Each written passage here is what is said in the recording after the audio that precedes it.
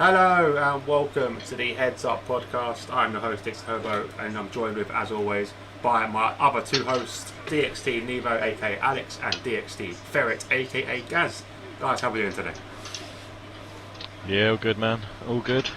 How is everybody? I don't know how many people are watching at this current second, but how's everybody in the chat? Whoever's here? I don't think anyone's watching the chat at the minute.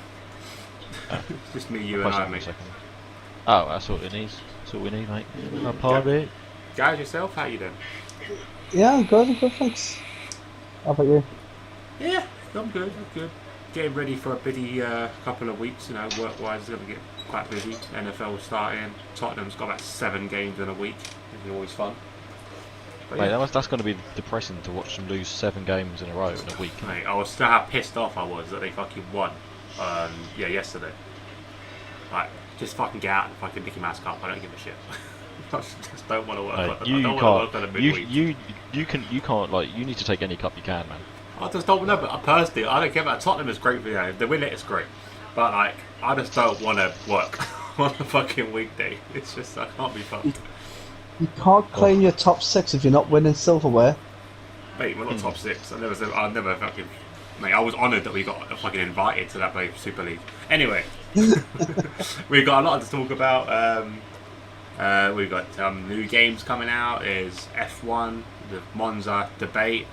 Then we've got football, some football news, a couple of sad deaths as well. That I probably mention. And yeah, so guys, any preference where do you want to start? Well, let's start with the deaths first, because let's just get the sad bit out of the way. See, unfortunately, last week on Sunday we lost 2 great icons in the world of football and comedy in England itself, really.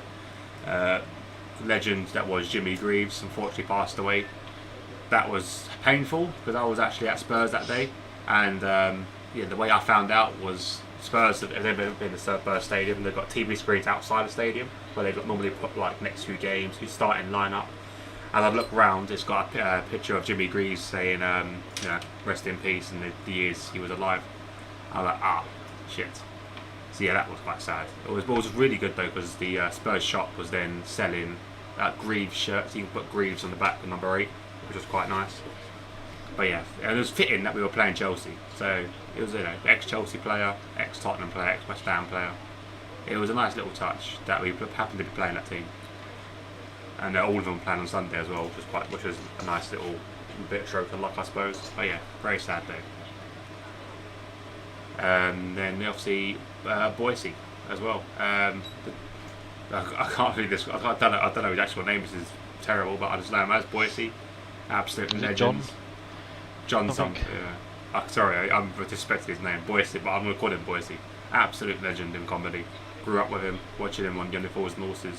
Iconic. Oh, yeah. and then his little role in Benidorm as well, which was quite funny.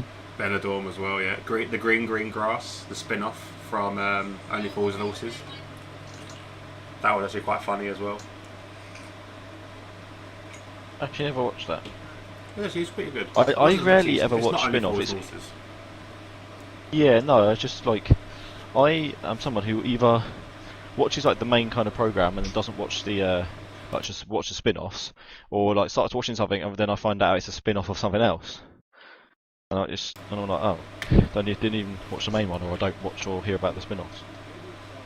Yeah, it wasn't the best, but then again, nothing can really compare to Only Fools and Horses. But his character made that. I don't think you could have that show without him, without Boise. That was just like his iconic laugh and all that, and the way he was. Yeah, it's brilliant actor. Real shame. But yeah. Oh yeah, of course it is. Obviously, you got any experiences with them two? Either of them two guys? Obviously, both United fans, so probably not so much a chore as Jimmy Greaves.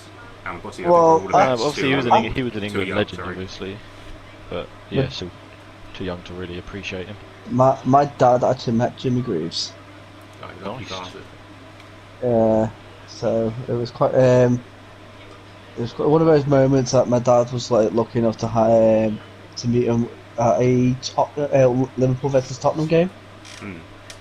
My dad was basically head of security at Anfield, and Core, that's a tough fucking job, isn't it? Head of security at Anfield out of everywhere. Yeah, mate, you've got fucking thieves everywhere because it's Scousland, isn't it? Oh, yeah. Yeah, it was one of those experiences for my dad that he's like, he knew who he was, but didn't care because my dad's Scottish. Scottish and probably supports Liverpool as well, so really don't give a shit. My dad did not support Liverpool at all. He didn't really like football. He didn't like football much. Okay, fair enough. Just hates the English, like the typical Scot. Yeah, definitely. Lee's in the chat. Welcome, Lee. Lee said he met Boycey once at a convention down London. Lovely chap, totally opposite to his character. Yeah, do you know what? I fully expect it. Like I remember watching. Well, I've seen documentaries of all of them. You know, like when they're talking about the show, how they made it, and when you hear like Robert Lyndhurst talking, he's really fucking posh, and like he's not. Same with David Jason as well. Absolutely posh as anything. Doesn't sound anything at all like their characters. But then again, like why would they? And if Boycey went around going, nah, I'd be fucking surprised. I mean, it's like that with a lot of people. Like if you think of like Sacha Baron Cohen. Yeah. Like how he acts in like every single one of his movies, and then you actually have like a proper interview, and like he's like fucking proper educated, really posh, and then he does things like Bruno and Ali G and Borat, and then I don't know if you've seen him in The Trial of Chicago 7. Oh yeah. Like even in there, like he plays a bit more serious, but he's still like a complete goofball. It's insane. The Talladega Nights. Ballad of Ricky Bobby, who's funny in that with the French accent. Grimsby. Yeah, Grimsby, that was a brilliant one. And also Les Mis. Les Mis, yeah, he was in Les Mis. Of course he was, yeah. Was he? He was in Les Mis. That was that the TV show Les Mis, wasn't it? No, he was actually in the film. Oh, was in the film? I don't know about that. Yeah. I thought it might have been a TV show, because there was a TV show, wasn't there? On ITV. Les Mis. Alright, I don't know. But no, he plays the he's basically the guy who runs like the brothel with Helen Boffin Carter with all the feuds and all that. So yeah, that's pretty cool. Absolutely brilliant. Legends, and they're being sorely missed. So big shame. Unfortunately, we're a bit too young to be talking like knowing like what they were like as players and stuff. But like I think we've all seen clips. Jimmy Greaves has still got the scoring record for Tottenham, most goals in a season. Like he's unreal. But obviously, hasn't he got the most goals scored in like Europe's top 5 leagues like ever? Yeah. Yes, he is. Yeah. He's one of the highest goal scorers. Some of his goals were like, if you watch him like now, bearing in mind the pitches they were playing on were fucking they're rubbish. Like he was like the Ronaldo of his era, and he was incredible. But the thing is, all the best players like in that era, like for example George Best and all that, they're doing it on pitches that have fucking holes in them, and the ball was stopped. Like I would love to see what these guys were like if they could play on a decent pitch. They would have been about 8 Messis and Ronaldos in that era. I think they were just ridiculous.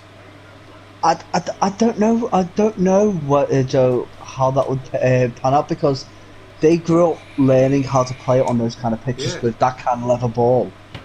But I would love to see what all these top-rated footballers would have been like at that time, kicking around the heavy level ball on a rough pitch.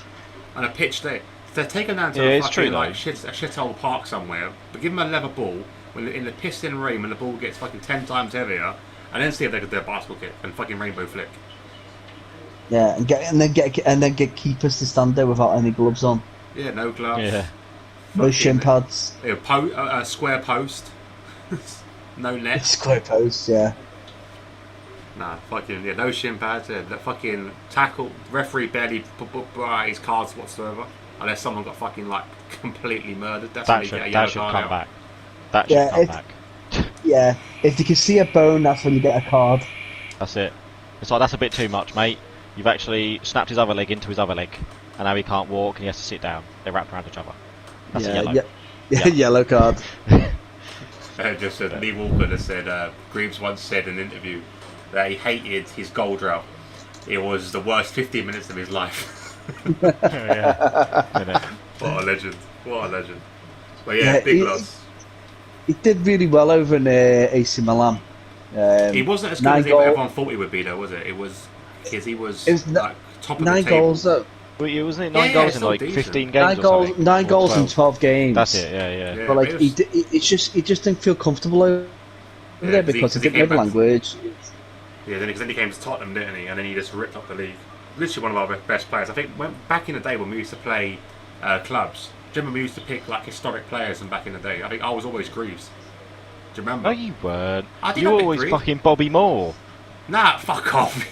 You were always Bobby Moore. That weren't me. Or yes, it was. No one else picked it. I was Bobby Moore once. I was definitely Greaves. You were Bobby Moore like I was Bobby Moore, Greaves, Lineker, I think once. I don't remember you being Greaves. You were Bobby Moore. Yeah, I remember being Greaves. I remember making Greaves. Definitely remember making Greaves. I feel like you changed it. But... Nah, you might have been Greaves a few times, but you were Bobby Moore like all the time. Bobby Moore the most of the time. I don't know why Bobby Moore though. Of all the players, you were because you were like, oh, I want to play in defence. Oh, I want to be Bobby Moore. Oh yeah, I played in defence. And then you just never ever, then you never ever changed it. Yeah, and then I was started playing midfield. Yeah, but I was, who did you used to pick? Was it like Oviedo? Just because you sing that fucking song?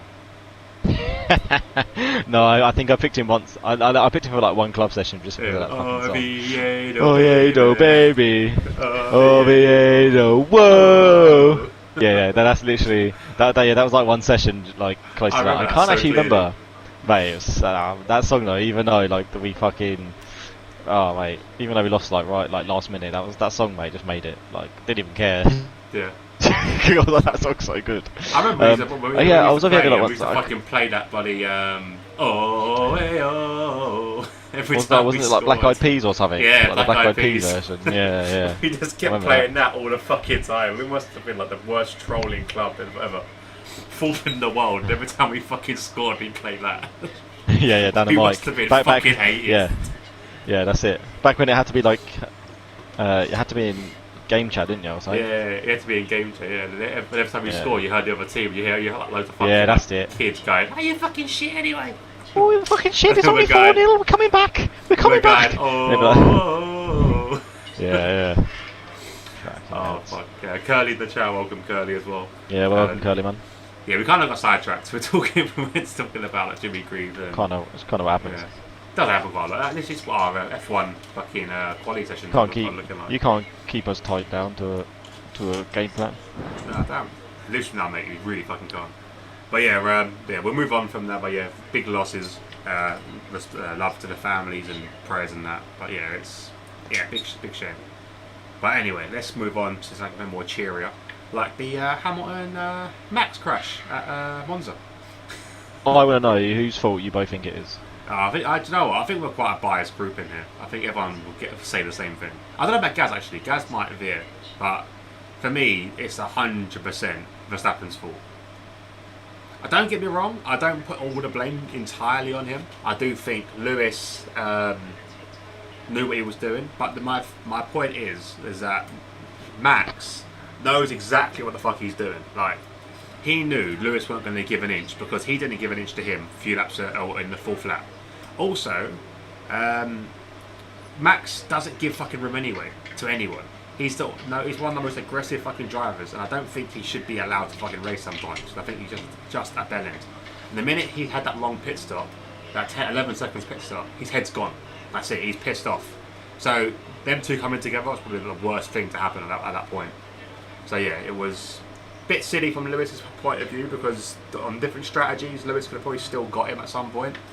But I think Lewis was always ahead. There was not one point in that corner where Max had the corner, and Max should have pulled out. He had the curve to pull out on, like we saw it with a couple drivers before in that race. They did the exact same thing. One would pull out and like take this long road. But yeah, I think it's Max's fault, 100%. I don't know what you guys think. Yeah, Gaz? I completely agree.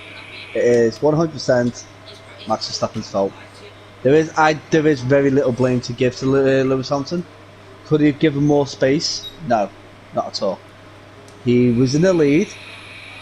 Max Verstappen broke later and put himself in that dangerous position. I think the penalty is too lenient.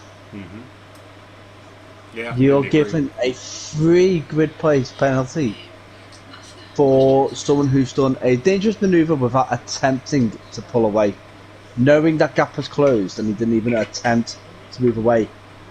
Also carried on with accelerating while his car was mounted on Lewis Hamilton's vehicle. Yeah. I'm sorry, that is should be a race ban. Minimum. He could have. At one point, his head was fucking touching that wheel.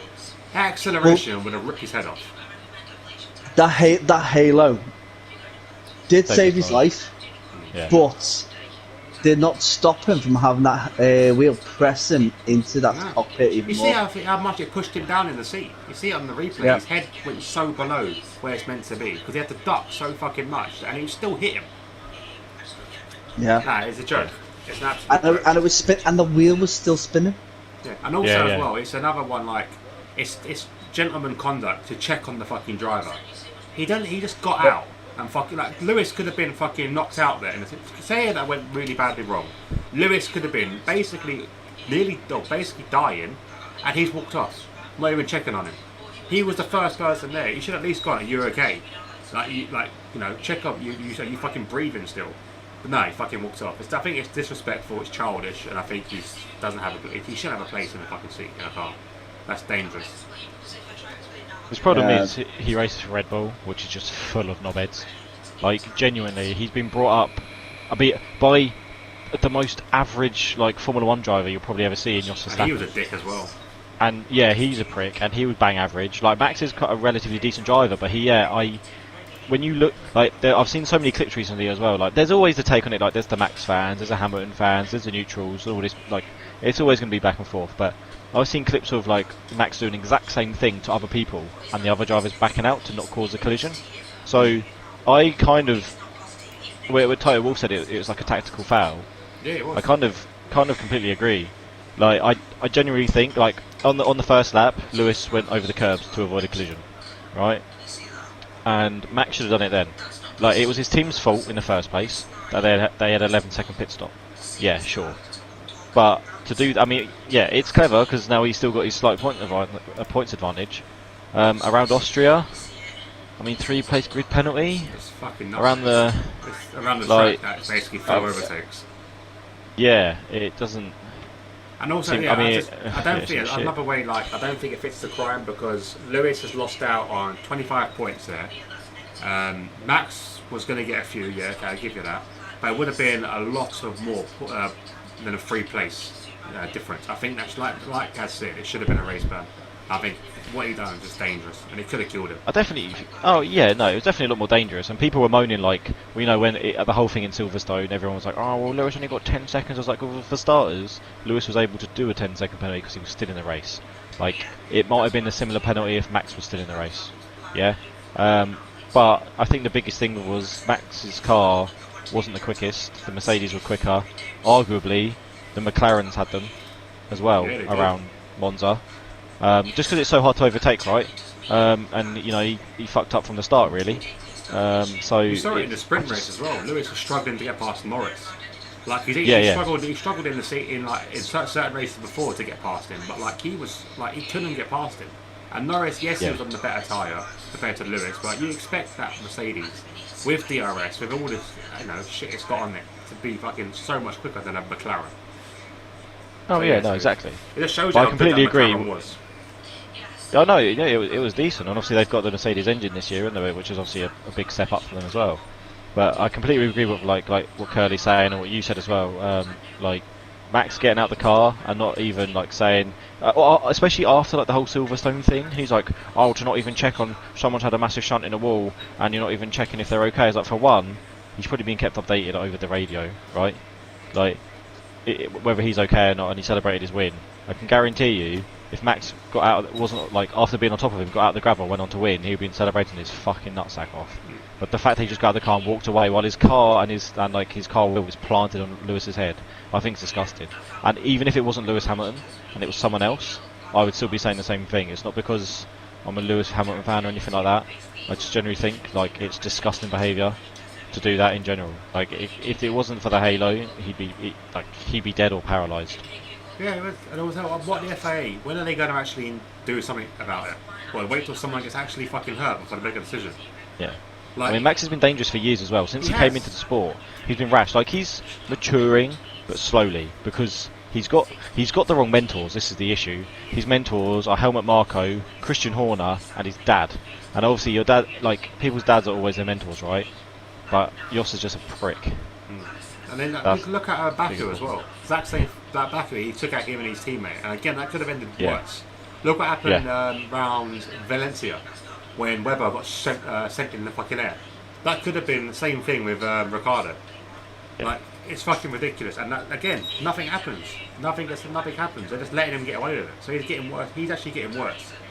And I think he's just getting to a point. He's going to hurt someone, or he's going to hurt himself. Thing is, now he doesn't almost care because now he's got that very small points advantage. Like he just thinks, even if we both, like he's just thinking, well, if we both don't finish for the rest of the season, or we get a few more points and then we both don't finish, maybe he'll win. But you see things like Senna did it to Prost, right? Like it was like 1 point difference or something. Yeah, they did it to each other. That's that's it. One near the other. Yeah. But I still don't think it's right. Like either way, you justify it. Like there was a tiny bit of space on the road, but not enough. But it's the nature of that corner as well. Like, and again, I don't think Lewis is going to be. Maybe if Monza was like the first or second race of the season, Lewis may have thought, oh, maybe I'll try and pull to the right a little bit more. But at the same time, he said himself, he goes, I'm just not going to play so nice anymore. He had which that is fair as well. He had that corner. If Max anyway. was alongside, I think he'd have to give him space. But Max was never alongside, and Max put like I said, he put himself in a situation where it was dangerous. And I said it's his own fault, but in doing so, he nearly killed someone. Yeah. I just think. I'm surprised Mercedes Toto hasn't gone back and gone, what the fuck, 3 seconds, free pace penalty. That's pointless. I know. It should be a the best outcome is.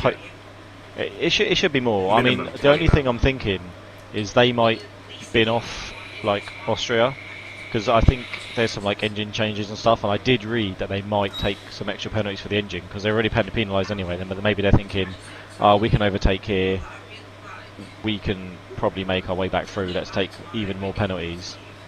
But I don't know. That's why Gasly's race ban is more appropriate. Yeah, no, I generally think that one was a bit more dangerous. But it was a lot more fucking dangerous. And it's 3 places grid drop, and I think the stewards this season have been poor. Yeah, I know. I do. They've been really soft. Like I wouldn't call it soft. I'd just say poor judgment. Poor judgment. Because Lando Norris did not deserve that penalty in Austria at all. That was bullshit. That was a bullshit penalty. Yeah, they've just been poor, and the problem is they're trying to keep everyone happy. Like they've got like people like Christian Horner and everybody in Red Bull constantly on the blower to him and all this bollocks. And that shouldn't be allowed, just like, either. No, it should just be like this is up to the stewards. Yeah, is it Michael that keeps on contacting him? The guy called Michael from Red Bull. Yeah. Yeah, so every time he just literally instantly onto the FIA. That shouldn't be allowed. It should be a one-way conversation. It should be FIA are telling you. That's fucking it. That is it. If you want to put in, it should be. God, no, sorry, carry no, on. I said if you want to put in a thing and raise a point to him, it should be a simple talk to someone. Okay, can you raise this point? That's it. But the fact that when you hear him and you can hear him fucking crying like a little fucking baby, you're like, oh my days, seriously? Yeah. No, just fucking. 100%. Yeah, it should just be absolutely no contact. It goes to the stewards. They make their decision, like we do in the league, right? The people put a clip in. This is obviously done live on the race. The stewards then look at it, whether they're going to look at it after the race or whatever. They do that. They make their decision, and then you can appeal it. There's no extra bollocks in the fucking tween. You can send all any little video clips. You can have your fucking test driver try and recreate it if you have to as well. Like it's that's one thing that just makes me hate Red Bull. How pathetic and petty they are. Like, even coming back from when they tried to make, like, Albon recreate fucking Lewis Hamilton and Verstappen at Silverstone, I'm thinking, what is the fucking point of that? Genuinely, just fuck off. Like, when they were threatening to leave a few years ago when they couldn't get an engine, I was genuinely just like, good fuck, keep AlphaTauri. Like, because, I mean, yeah, they're the second team, but just, when you get to Red Bull... completely different, yeah. It's completely different team. And you get to Red Bull and it's just, you just walk in and everyone just got these big dildos on their head, like, oh, hello, yeah, my name's Christian, and you got Helmut Marko going, oh, you know, if you don't even finish one race or you don't get us a point, you're fucking gone after 2 seconds. Just fuck off.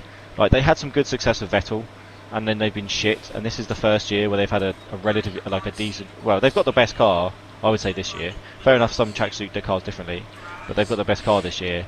But you just can't change people's personalities, unfortunately. They're just pricks.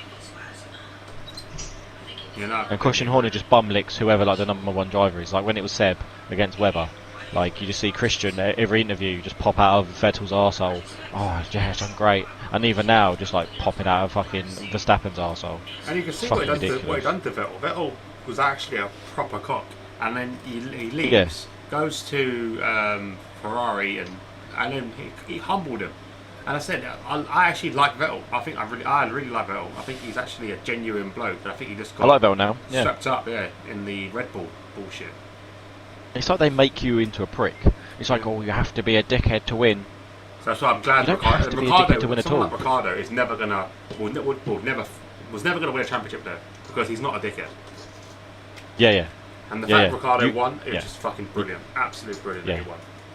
He couldn't. The thing is, he couldn't be brainwashed. This is the thing. Like, Verstappen's been brainwashed since, like, Vettel got brainwashed because, again, he was young, and then he left that, and he was really just like, oh shit, like, what the fuck?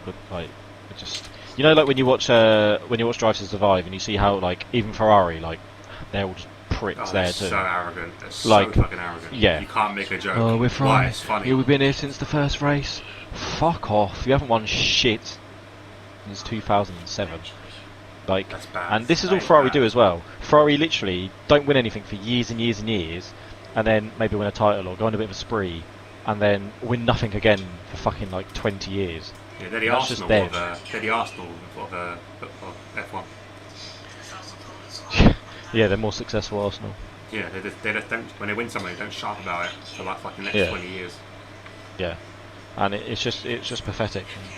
But I mean, definitely with the steward in, it should just be like the stewards have made the decisions. If someone decides, like, getting on the blower to Michael, and if it's anything to do with the incident, it's like, oh, Michael, I'd like to, like, fuck off. If I was Michael, I'd be like, nah, don't. Like, the stewards are dealing with it. Oh no, but I'd just like to say no. I don't. Literally, yeah. Like you said, like we had a clip put in about removing a 5-second penalty that was served. I had someone moan at me constantly about, oh, you see, this is bullshit. How you not gonna? Well, you really can't do anything about it, because you can't. End of the day, like that. Well, my point is, it's been served. You can't do anything about it. But anyway, moan. Puts in a clip, and everyone said the same thing. It wasn't served. Yeah. It was served. You can't do nothing about it. So like I said, this is the point. Like, we don't tolerate, like, people doing that in the chat, messaging other people and going, or messaging like league owners or whatever, and saying, oh, this is bullshit, why is this like that, and then folding to them. Whereas, like, it seems like the FA is like that. If you bitch enough, they'll fold and they'll give you a lenient penalty. Yeah. That's what it feels like. It just feels like it's really biased. They just don't want to upset the apple cart, but they should be. They should be fucking shaking it up. Yeah, they should. 100%. Like, be more brutal. Like, the only thing they're kind of strict on is fucking track limits. Everything else, they're just like, oh, well, he's almost killed someone. 3 place grid penalty. I mean, even the thing is that and I feel like the Silverstone incident was a different scenario, right? Like, again, Max, there's more track to deal with there in Star. Max could have given him more space, but he tried to squeeze him too much, and his car spun off. Max was constantly turning in, whereas Lewis was trying to pull away, but Lewis had understood. Yeah, actually, that's the situation. I don't blame Lewis whatsoever. I don't blame him really, because there was a gap to go for. Max opened the door for him. He went for the gap. Lewis has got to understeer. So yeah, okay, he's made the contact, but at the same point, when you watch Max's onboard footage, you see him turning right, turn left, turn right. So he was never giving him room. Never giving him room. He was always closing the door on him. So what do you expect's going to happen around cops? It's the most dangerous corner in the fucking calendar. One of them in the calendar, and you're squeezing someone at 100 miles an hour. Yeah, was it Christian Horner that said, "Oh, that's just a corner that nobody overtakes on"? If you look back over the years, people overtake there all the fucking time. And you also saw, a few laps later, you saw fucking Lewis overtake Leclerc around that corner. Yeah, and Leclerc gave him space, and look what happened. Yeah. They both came out of it perfectly fine. And I just feel like, I think if you... And it was proper telling when the interviewers were asking Christian Horner after the Monza Grand Prix about the incident, how he was being. He knew 100% it was Max's fault. And you could tell that by his answers. And it's just like, you're pathetic. I kind of get that in some way, because you can't throw your driver... If you're your driver, you can't come under the bus. Nah, 100% you can. No, you have to back him up. No, you can't. You've got to back him 100%, but behind closed doors, you back him up. Oh yeah. Well, you'd like to think so, but he's probably just getting in there like, right, Max, that was very, very dangerous. But take your trousers off, and I'll give you a blowjob. But he just fucking just goes, "What the fuck are you guys doing?" Like live for the radio. But but you've got to be political. Sometimes you need to. I get that, but I think I do think he's got to back his driver no matter what, because his driver is potentially going to win him a championship again. So you kind of got to back him in front of the cameras. You've got to back him. Behind closed doors is different.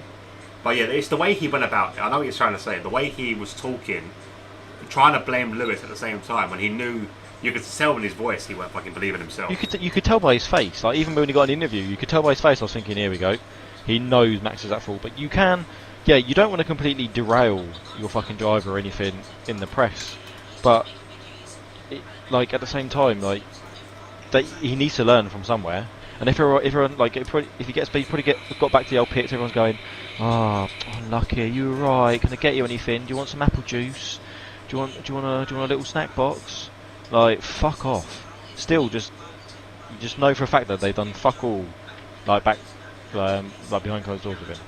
Yeah, definitely. Then you just know they've got back and just like, that must have shaken you up a little bit. Go have a little sit down. Have some little Dairy Dunkers, and just watch some Peppa Pig. Yeah, you nearly killed Lewis. Maybe next time. Yeah, he didn't quite kill him, so you're alright, he's still alive. Not that you gave a shit to check up on him. Like, if that was the other way around and Hamilton had got out, the Red Bull would have been, he didn't even check. He could have been dead laying in that car, he didn't even look. Yeah. Absolute furious. Like, the fury that would have come out of Red Bull. And part of it, if that was the other way around, you could almost and if it was the other way around and Lewis did that, right, I would have been like, fucking idiot. But I can guarantee you Lewis would have pulled out of that and gone over the curb.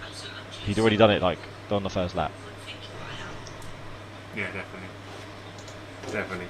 So obviously we've got the next race is Sochi in good old Russia on the 26th. You guys looking forward to that one? I quite like the track, to be honest. Yeah, I heard the guys didn't seem too keen then. I hate Sochi. What's wrong with Sochi? It's Sochi. It's not chain that bad.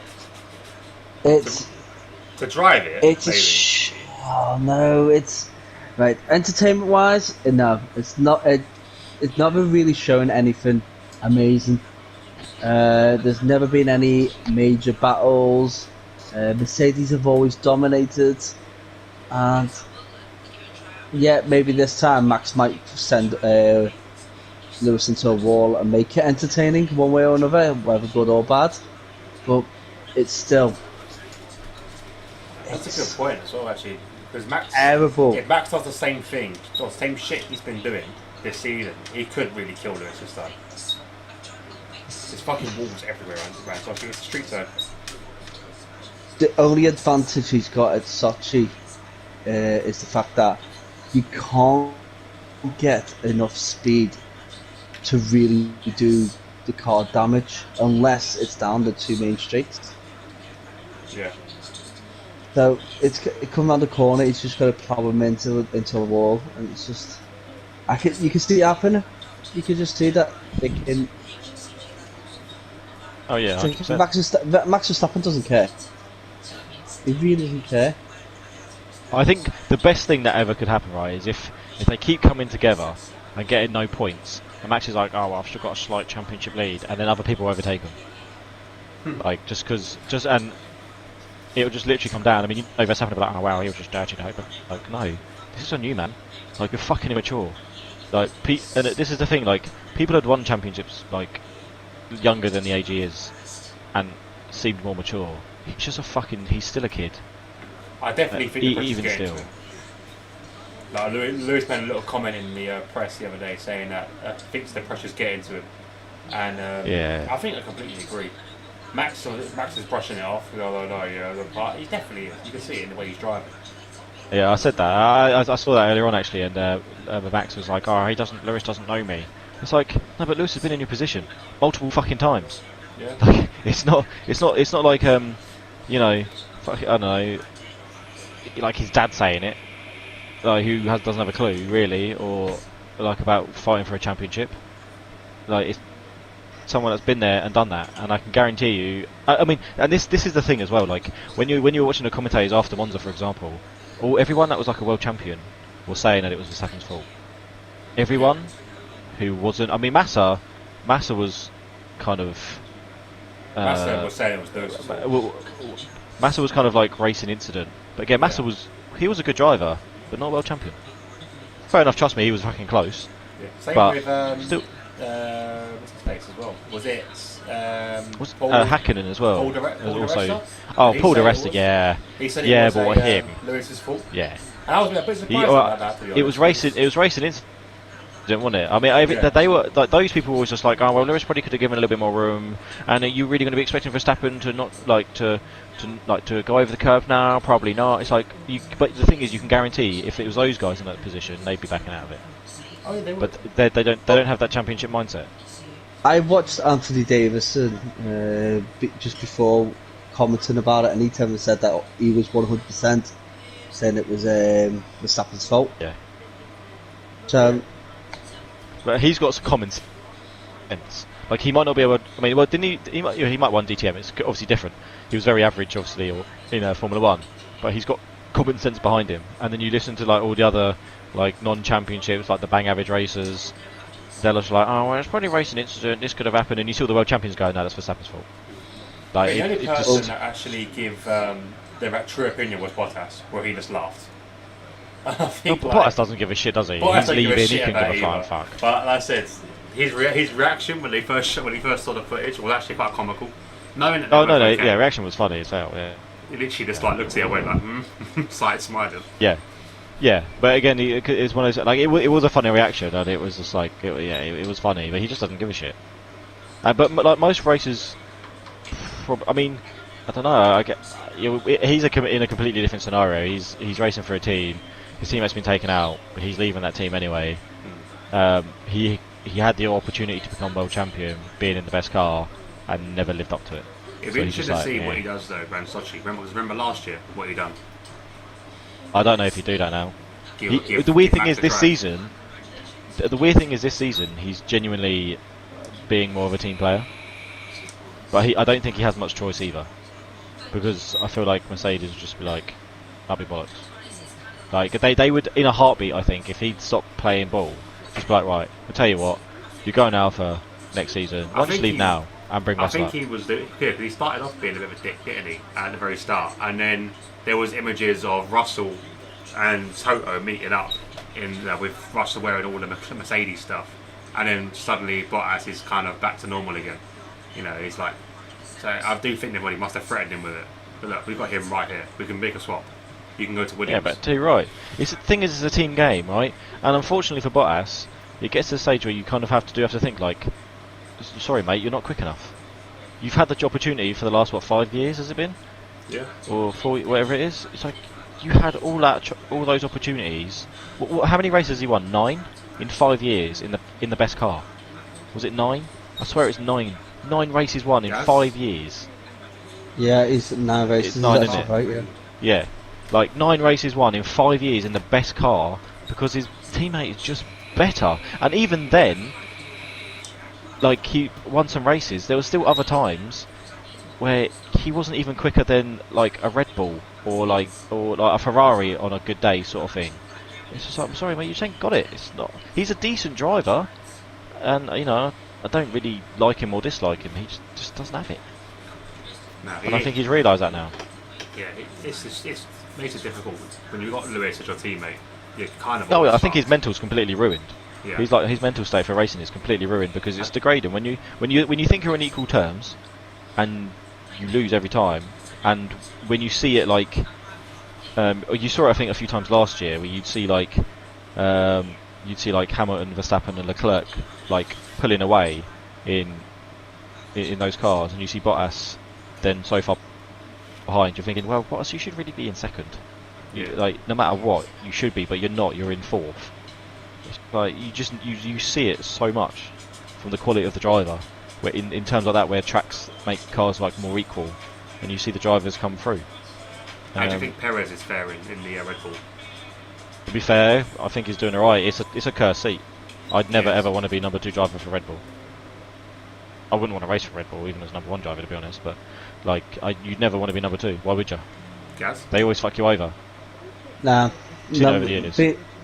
Being a second driver in that cursed car has just never helped anybody.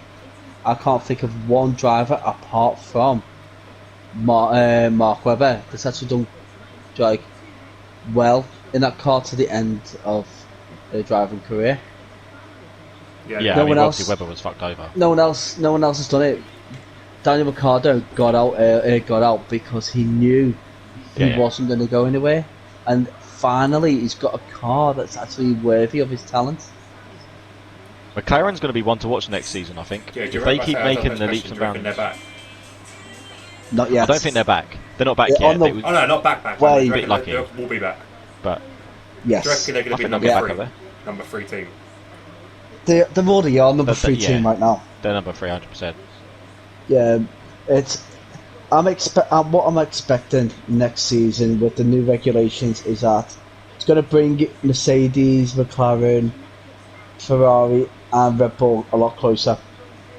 Who do you think is going to have the advantage? Because I think it's going to be Red Bull, just because of like Adrian Newey. No, I'm actually going to throw this one out here and get us and say that Ferrari. Do you know what? I'm going to throw a complete comeback. I reckon Haas are going to make a comeback. No, Haas can't. I reckon they could, you know. I know they're doing a mistake with these fucking 2 new drivers, but they are focusing since last season. They've been focusing completely on the new 2022 car. So like, they must have something special going on there.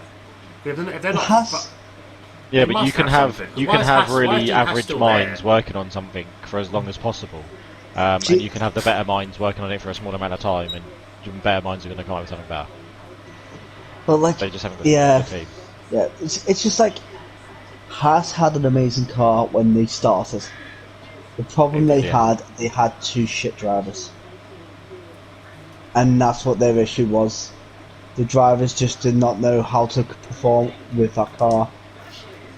Their first race in Australia, the 2 cars were in the top 4. They were really dominant performing, and then they basically burnt themselves out. The Haas is nowhere near able to be competitive enough to be up in the top 4. I don't know. I reckon they I can see Williams doing a bit better with the funding now.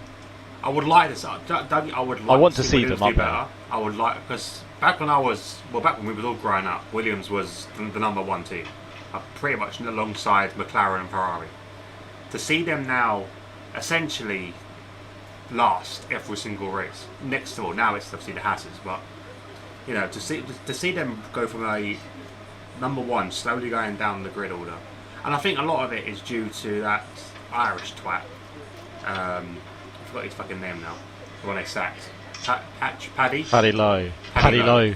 Yeah, the guy that left Mercedes. The guy that has luck with Mercedes. They had good ideas with Mercedes when he was younger, and McLaren when he was younger, and then fucked it and this didn't improve. He was a bit of a dinosaur. But yeah, I think, and I feel sorry for Claire Williams, because she tried so hard, and I just don't think she's meant for that role. Like, I think Frank is a different breed of person. Like, he started F1 just by buying second-hand car and then making that work, and it slowly just, because the way it was set up back in the 60s, so 50s, 60s, 70s, it was so much easier to start off, and he managed to just keep his car going, keep it viable, and eventually got luck. You know, they got some talent in there with Paddy Lowe when he knew what he was doing.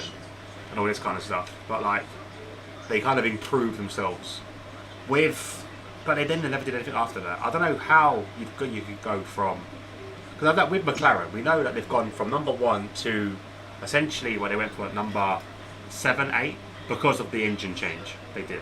They tried to make a jump. But they were on a downward spiral before that, if you think about it. Like after the championship winning season, that they had like a good 07, a really good 08, and then fell off the boil. And then the next chance where they actually looked like they had a decent car, I think was it 2011, and then they kind of just went downhill, big time. Yeah, so I would like to see them bounce back, but I think they will at some point. Because F1's a funny sport. Look at Ferrari; they've been up and down for like a lot of the years they've been in F1. They've not always been up the top 10. Sorry, up the top 2, top 3. They've always had an up and a down. So I could definitely see them make a comeback at some point. I don't know if it'll be soon, but I'm not too sure. But I'm conflicted with this. I'm conflicted with Ferrari because I despise the team, but I really like Sainz and Leclerc. Well, I really like Sainz, and I don't mind Leclerc, but I hate Ferrari as a team. So it's like I want to see them have a decent car for the sake of the drivers, but also I don't because they're bellends. I completely agree with you on that one. I can't stand Ferrari. I've never liked them. I liked him. Well, I liked him when Schumacher was there. Well, I grew up and it was Schumacher's thing. Like, he's the first person that I could appeal to, sort of thing. But then when you look back at the tactics they deployed, again, it was a very similar like Red Bull-esque sort. I mean, obviously they kind of invented it, I guess, the Ferrari. Like, Michael's our main guy. But I don't know if any of you have seen the Schumacher documentary on Netflix. No, I need to watch that actually. But they were. I won't do like too many spoilers. Like this, literally, there was some point where it's just like they were thinking whether Michael was the right man for the job. Because obviously he didn't win anything for 3 years, and it's like he took that car from being fucking terrible to being in a position to win, and like you're thinking of getting rid of him. I was just I've been watching shocking. There's it's not a Netflix series. There's a Sky series, Race to Perfection, and it's about F1 and stuff. And it's got throughout the whole year, so it's all different like themes. A bit like Drive to Survive. It's all different themes, but like they were talking about it was triumph and tragedy. Basically, drivers that have died and all this kind of stuff, and drivers that have triumphed. And one of them obviously was being Niki Lauda, and that when he first arrived at Ferrari, and it always makes me laugh hearing him describe the Ferrari to Enzo Ferrari as a fucking pig, and it doesn't fucking work. And what basically, because Enzo Ferrari didn't speak English, it was his son that had to do the translating. It was Enzo's son, and Enzo's son went, "I can't say that," and he went, "You've got to tell him it's shit. You've got to tell him it's shit." And Enzo basically didn't talk to Lauda for about 3 weeks afterwards because he said his car was shit. And he went, how can we fix it? I was like, okay, you need to improve this. And if you improve this, if it was the understeer, and you improve the understeer, and I'll go three temps faster. And Enzo went to him, if you don't go 3 temps faster, you're sacked. He ended up going like half a second faster. Yeah. So it just shows you that how the way Lauda was and the way Ferrari is and still is to this day. It's still quite pompous. But it was similar with some of the cars with Michael. Michael's exactly the same, yeah.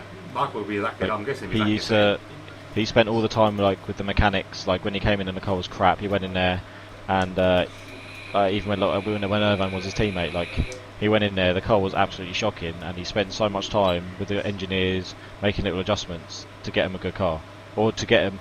I mean, and they were up against like the McLaren or with Mika Hakkinen, like, and they got to that sort of level just because of the dedication from Michael and a driver telling all the designers really, like, this is how your car should be.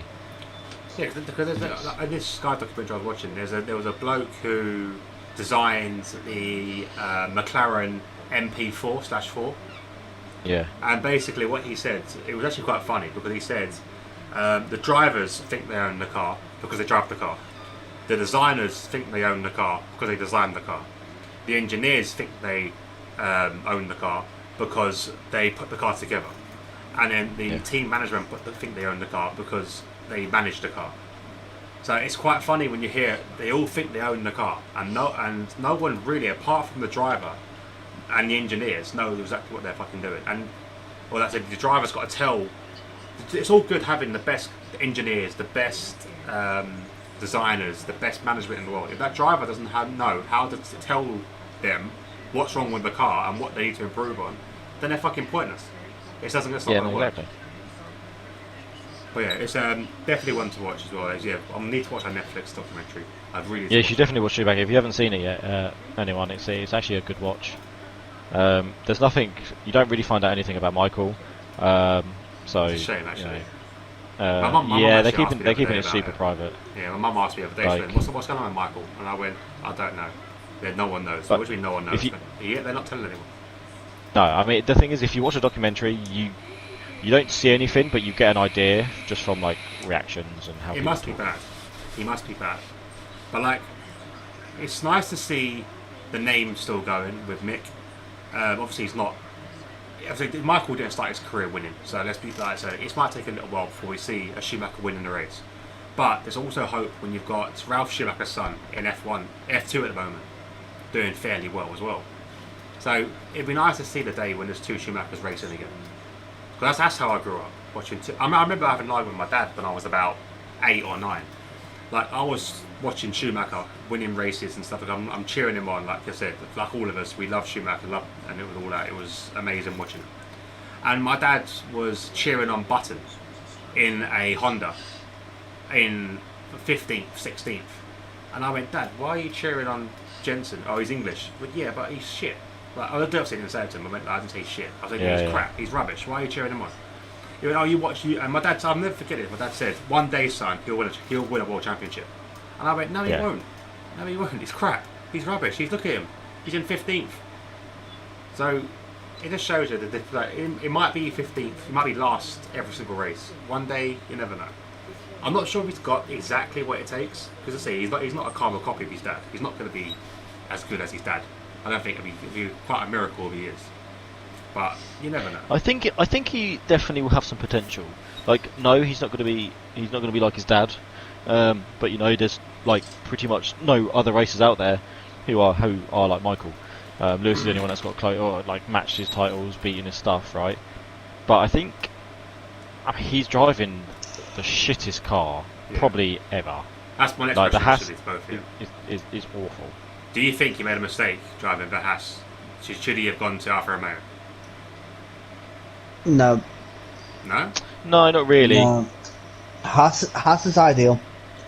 Because Haas there's no expectation. There was no pressure. It's just them, the car and the track. There was no idea of them where they have to get any points. Whereas Alfa Romeo are expecting you to be pushing that car to catch the Alfa Tauris, to beat Williams, to get a point or two. But no, I mean, it was the right move. Yeah, the Haas is perfect for him. I mean, pretty much exactly for what Gaz said. Haas have 0 expectations. I mean, they even said it. Gunther even said it. He goes, "We're not working on the car this season. This is the car they've got. You do what you can with it. If we get points, great. If we don't, then you know they're literally the problem with Haas. I think is they're putting all their eggs into one basket, which is like for the new regs. And if they don't have a good car, then because there's a lot of talk as well. Like Gene Haas wanted. I think it was in Drive to Survive that he's thinking of leaving. He wants out because obviously they're doing shit, and it's like, well, that's a shit way to go about it. And I mean, it will just turn into another team anyway, right? But this is what I'm thinking. That they must have something because Gene is adamant that he wants to be out. Like we saw it Drive to Survive. He's quite open about it. But for him to still be in it and to have still be around, they must have something planned for this new car. And I would love to see them back to fighting with Alfa Tauri, Alfa Romeo, and actually doing something and scoring decent points. But I don't think they're going to do it with Mazepin behind the wheel. Like Mazepin, this is what annoys me. Like, again, it's a similar scenario to Lance Stroll, right? Like, Lance Stroll's nowhere near as bad as Mazepin. I don't rate Lance Stroll at all, but like, I mean, he's still shit. But Mazepin is absolutely awful, and he's in the car again because his dad owns a team, or he's the main title sponsor, I should say. And that annoys me because there's other people like Ilott, for one. Callum, the fact he is not in F1 racing is ridiculous. I watched him in F2 because when it was a time when Gaz was racing, or we were commentating in F2, weren't we, Gaz? So I started watching some F2 races to try and get an idea of what these cars are like and stuff. So I get an idea of what they're expected to do around, time-wise and that kind of stuff. He was dominant, absolutely fucking dominant, and he was alongside like some of the best I've ever seen driving in a car. Like his overtakes were fucking spot on. He had so much control, and he's in one of the better cars. But he was fucking unreal, absolutely unreal, and yet he's not in F1 now. It's a bit of a weird one. And Mazepin is. Yeah. And Mazepin is. That's the annoying thing. I generally think, and now this might be a shitty thing. I don't know what you guys think. If you're a team owner, your son can't drive your car. I just think it shouldn't be done. He could test. He can test. Yeah, and it should be done on merit. Like if your son's sick, or like if your son's sick and he wins a championship, then maybe some things should be like, well, you know what, this guy's got talent. But it shouldn't be a case of, because I mean, didn't Mazepin finish like 7th or something in the F2 before he came up? He was nowhere near top 3. Yeah. This is it. Was nowhere near top 3. Callum, it was Schumacher, and it was Schumacher else. won, didn't he? And then Schwartzman. These, and I said, to only see Schumacher in a car is a joke. And I know it's hard because they've only got 20 drivers and 20 possible drivers they can have. It's all about money. We saw it with Perez when he got the seat over Ocon, all this kind of stuff. And we said it with Stroll as well. But I think it's a joke. Unfortunately, it's the way the world works. It's the way F1 works. It's a money game. So if you've got to drive, like I said, if you compare it with Perez and Ocon, at the time, I think Gaz probably agree, Ocon was the 100% better driver out of the two of them. And also he's younger, so he's got potential, whereas Perez is older, is kind of going down. But because Perez comes with a backing from Mexico and all the fucking money he's got from sponsorship from there, it was always going to be a no-brainer they're going to pick Perez over Ocon. I think it's a toughest decision with Perez, because Perez is actually a half-decent racer. No, but you compare him to Ocon. Ocon, how old's Ocon, Gaz? He's young, isn't he? Fairly young. 23 now, is he? He's 20. Yeah, so that's what I'm saying. Right. You're going to pick... It's like football. If you're managing a football team and you've got Messi... No, not Messi.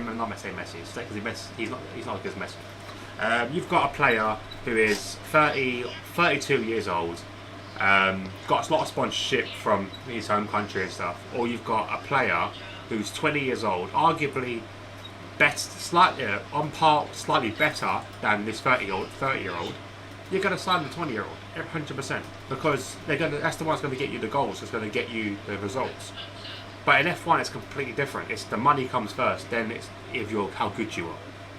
And it proves it with Mazepin. Mazepin is not fit to be in a fucking F1 car. When Stroll stepped into the F1 car, he could barely keep the wheel straight, because he had no ability to keep that wheel straight. You see him, the wheel shaking. I think he had more input in the steering wheel than any other fucking driver in one race than they do in like the whole bloody season. It was ridiculous because he kept shaking the wheel. He couldn't keep it straight. Yet he gets a fucking seat. Yeah, and that's I don't mind teams taking on drivers with money back in it if they're struggling financially. If a team's like shit, we need some extra funds, and the only way to do this is to get a driver through who's got some backing. I don't mind them doing that if it keeps a team if it makes a team survive. I don't see that as too much. Like, it's either you lose 2 cars on the grid, or you bring in 1 driver to keep you afloat. I don't mind that to an extent, but when it's literally a case of someone like Mazepin, his dad's now is the main sponsor, he's now driving in there, and he doesn't deserve his seat. I mean, you're always going to do it, right? If you're a dad or anything like that, or like if you're a son, you think you might kind of expect it, like, oh, sick, daddy owns a team, I'm gonna be racing in Formula 1. But it just shouldn't be done. If you're good, I don't mind it. But in Mazepin's case, he shouldn't be in F1. You're a parent, you shouldn't be allowing it in the first place. Yeah. Gaz, if you're the owner of a team, Gaz, and you know Toby is racing, he's a race driver, but you see him race an F1 car, and you see he's potentially quite dangerous, can't keep the car. Can't keep the car straight, keep spinning. Would you want him racing? No, because that could do more damage to him than... Exactly. Yeah.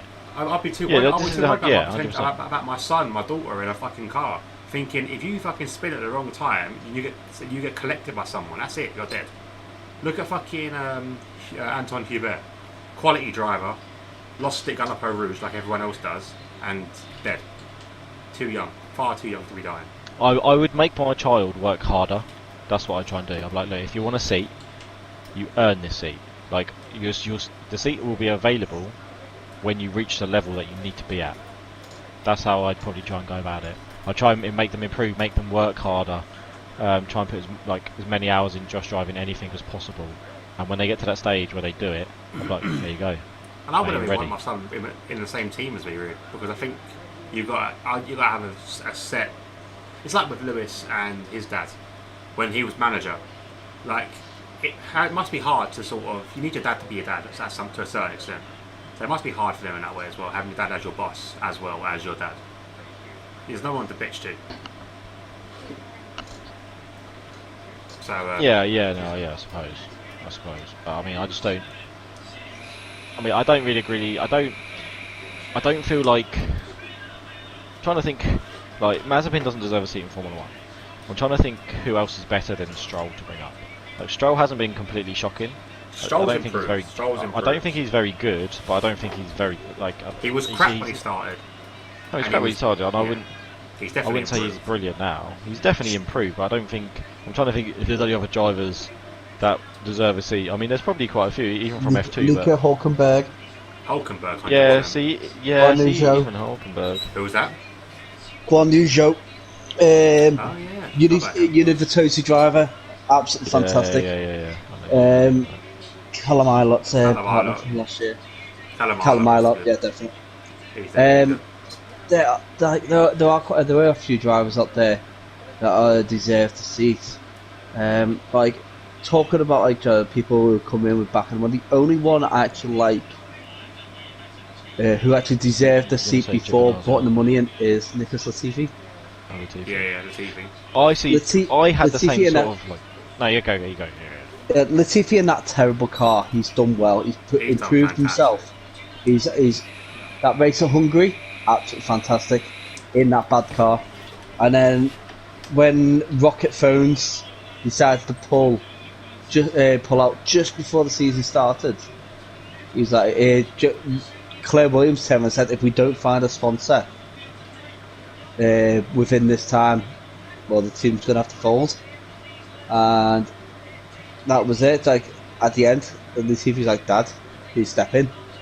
And his dad did. His dad came in, saved the team. That's completely different, because Latifi was already deserving of a seat, wasn't he? He's already. He came in the top 3 of the F2. I think he actually won it. He did win it. And he was dominant. He was dominant that season. The car is like a lot of these drivers with the cars, like Mick Schumacher, Latifi, George Russell. They've got cars there that are beneath them. You give them a car that's performing mid-grid, high-grid, and they will show what they can really do. So I'm just hoping that Haas comes out with a decent car next season. So Ferrari opens their eyes and realises that, well, we've got Mick Schumacher, who's actually a good driver. Get him in to the main Ferrari seat and look at bringing someone like Callum Ilott in. That'd be a team and a half. That'd be a good team. I would like to see a proper Ferrari sister team though. Like, we've got obviously Sauber. You've got Sauber's. Yeah, Sauber is but it's not like I want to see it. I do want to see another team at the end of the fray. I miss teams like Lancia and Maserati and fucking even. I even watched this interview. I didn't even heard of this team. There was a British team called Vanwell. They were like, I've never heard of them until this documentary, and I thought, fuck me, there's another British team there, and they were decent. They were champions at one point. Like, it's a shame we're not seeing these cars back in F1, but obviously you can't have everyone back in because there'd be a long grid. But I'm from the time where I saw 22 cars on the grid each week, and it was good to see. Yeah, it was good. It's like you got to look at all these teams. Like you got Tyrrell, the Prost team itself. Yeah, Tyrrell, Prost, Brabham, Stewart, Jordan. See, it's not so much Jordan, because Jordan's one of those teams that's developed into a different car. One of the teams into one of the teams that's out there now. But like you are looking at these old school teams that like Hesketh, yeah. With the ones that come in as a new team and left as a whole team, rather than being renamed and redesigned with a new team. Arrows again. They were took over by. Didn't they take over Jordan? Yeah, Arrows took over Jordan. Jordan then became I want to say Force India, or it was Jaguar and then Force India. But even like BMW, I remember BMW back in the day as well, and BMW was with Williams. Yeah, it was BMW engines. I would love to see some proper cars, but I'd like to see a random car in there, like fucking Ford. Can you imagine Ford working up with a fucking car? Well, there has been over the last few years. There's been a few manufacturers that have been like teased by the idea of either providing engines or even making a whole team. So you've got Porsche, who's been rumoured to be joining. Yeah. Porsche was an old one back in the day as well. Volkswagen are now thinking about it since the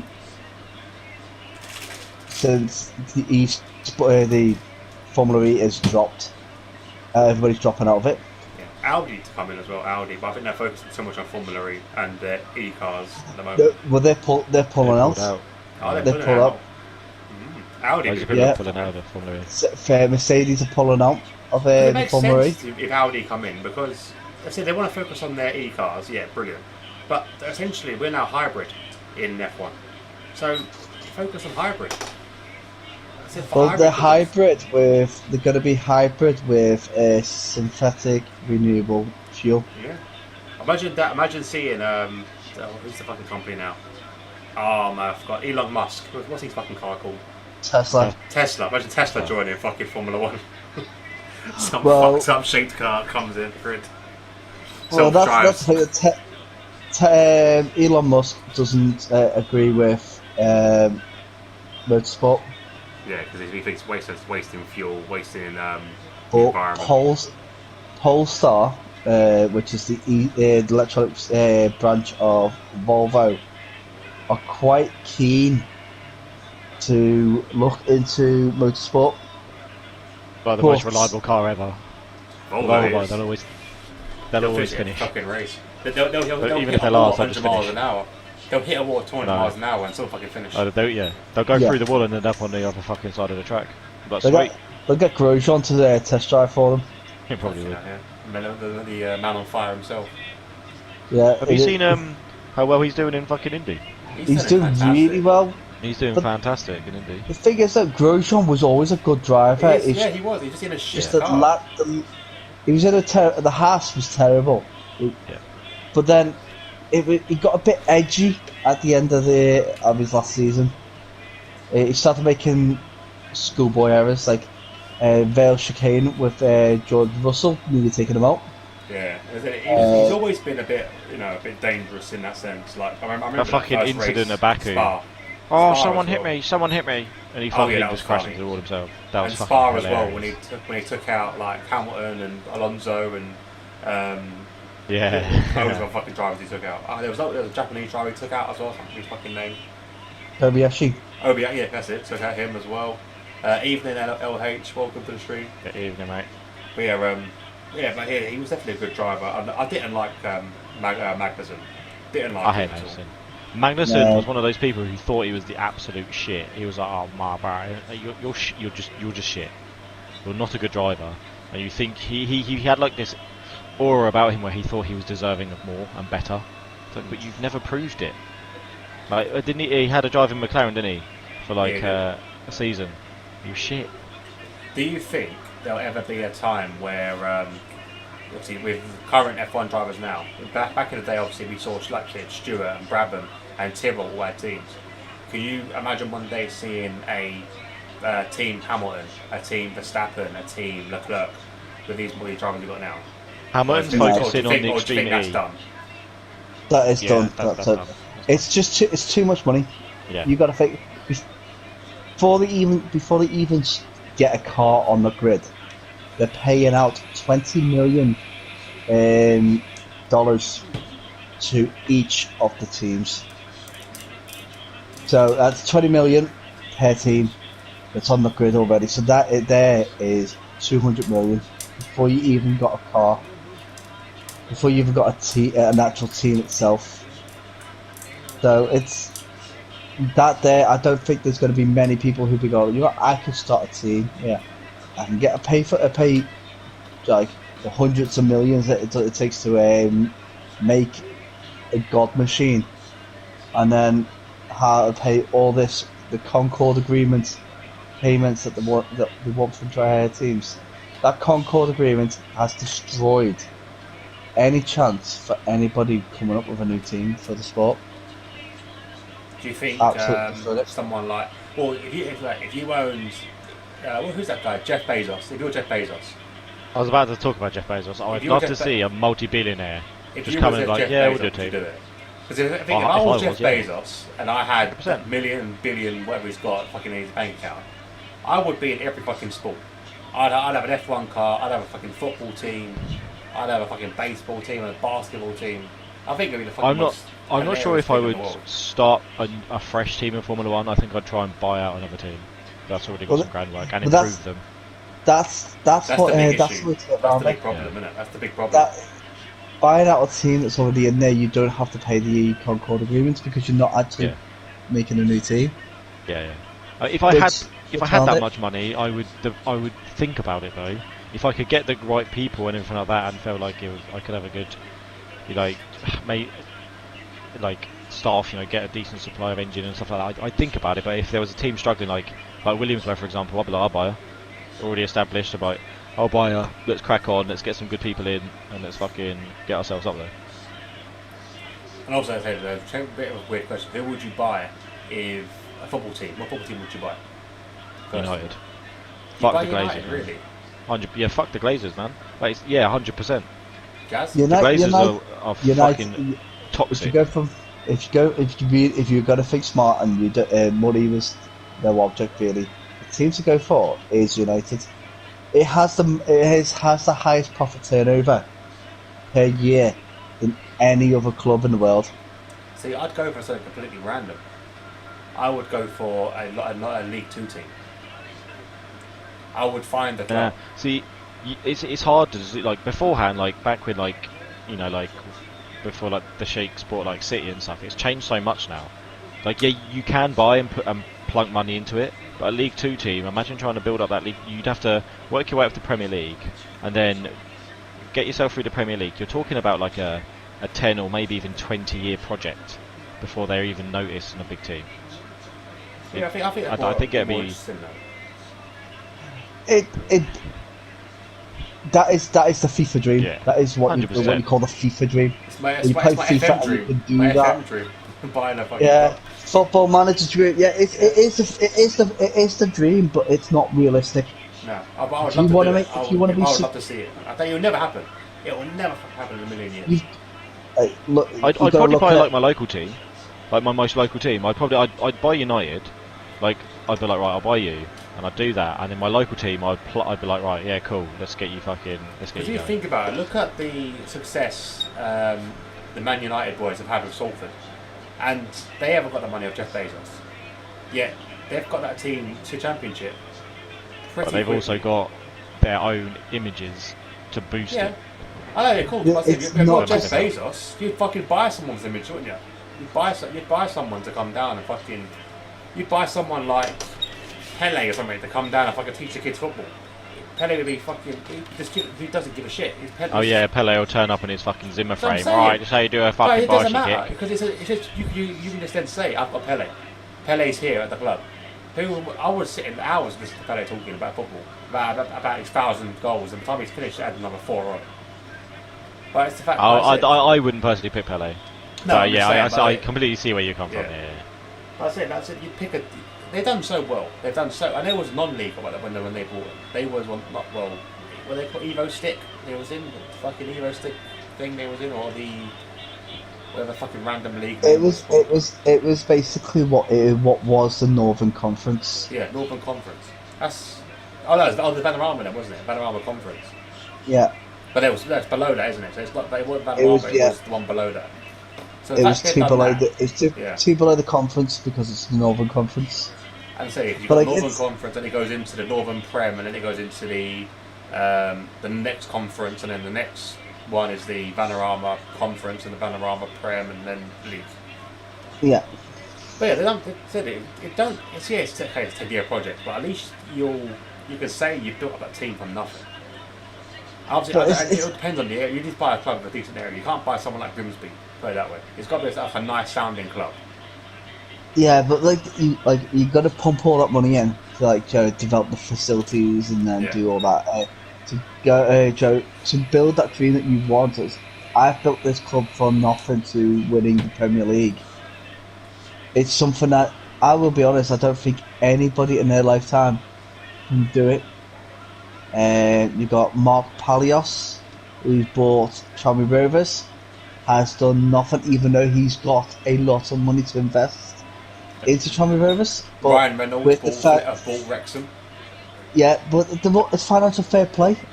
Wrexham doesn't count in that because it's the Welsh Premier League, and no, so they're in the Prem. They're in the Prem. They're in the English League, aren't they, Wrexham? Well, Wrexham actually play also in the Welsh Premier League. Well, they're playing both. They are able to play in both. No. So Swansea and Cardiff. Didn't know that. Yeah, they could pick and choose. Well, no one's going to pick the ball Premier League, to be honest.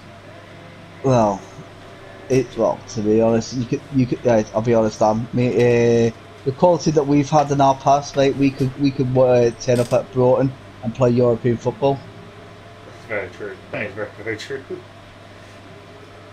But it's the way it is right at the moment. Football at the moment we're stuck in a cycle because the big clubs don't want smaller clubs to be bought out with tons of money and then becoming a big club, like what has happened to Man City.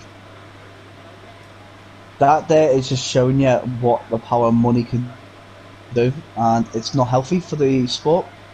It's as you see now, Man City are too dominant for a team, a bit like what PSG are for the French league. It's just it needs to be culled. But you know who else I'd buy? Just thinking about it, purely based because I like the idea of like building up a smaller team because you'd have the fan base, but it'd be a small amount of fans. I would buy Dortmund because their fans are fucking brilliant, or like Porto. I was thinking of that. I would actually buy just that atmosphere. So when you're standing in a stadium that you paid for to have built, and you've got these fans which are already passionate, and you're putting some money into them, and you see these fans going absolutely nutty, that would be the best feeling in the world. See, I'd even buy a team like Monaco or something as well. Buy Monaco. That's been a good done. shout. That Monaco's a great shout. Yeah, because it's been done. Monaco, for fuck's sake. Yeah, Monaco. I'm making Monaco the biggest team in the French league. Fuck PSG over. Because would you looking at their league, right? Even like somewhere like Nice, you want, first of all you pick somewhere like it's quite nice. Nice, definitely a fucking lovely area to have a team. Montpellier, lovely area to have a team. You have Monaco as well. It's a fantastic area. You just buy a team with a fucking area. Nice. Yeah, exactly. You buy a team with a hot climate. Because you don't want to buy, the money's not going to be in the Spanish league because you've got 3 big clubs there anyway. So, like I said, with Dortmund, just a good shout because you've got Dortmund's already sort of set up as well as a big club. But I said, with French league, there's only one team that's dominating that. Marseille, they're good, but they're not. They're never going to be PSG. But I said, you buy someone like fucking Monaco, make them like PSG, then it'd be fucking amazing. The one thing is that if you got the one team I would avoid thinking of that would be like teams like Ajax. Ajax. Yeah. Ajax. I think the fans will talk. I think the fans will kill you. It's more the fact that buying a team like that who's had such a pedigree of fantastic European success and then A trying lot of to pressure. re-establish that it's too much pressure for a team that's not performing well right now. So it's like you've got to pick a team that's either already up there, that's making the money that you want, like United, or a team like Monaco where you're right. Let's get you where you should be and show what you can do. Or a team with the fans like Dortmund or Rangers Oh or no, I'll stay away Leeds. from Rangers. I wouldn't buy anyone. I wouldn't If I buy was, Leeds either. I'd buy Celtic and then just fold them. No, sorry, we're not a team anymore. You dickhead. Oh, that's a great idea. That. I'd buy everyone I hate. I'd buy City. But I'm so sorry. I'm just not a football team. I want to build a house. Could you imagine someone doing that? Doing like a hybrid, like the hybrid situation. Just making a fucking like a flat town stadium. Oh mate, I'd buy Arsenal and just not put a penny into it. That's that. I'd buy them and just be like, You don't, ah, you don't need Wait, to do that, Daniel though. Levy, you mean? yeah, well. Fuck That's me. it. I mean, That's Spurs like would be a Gazba- good team to buy. Spurs would be a very good Oh. team to buy. Spurs Like, would be a great they've- team to buy because they've in, got their like potential. fantastic stadium, and then you just need to not have such a tight cunt at the helm of it. To be fair, I said if anything, I said I would like to buy an NFL team and then move them into Spurs because I think it's already built. If you had a Spurs, if you had a team there, it's Yeah. done.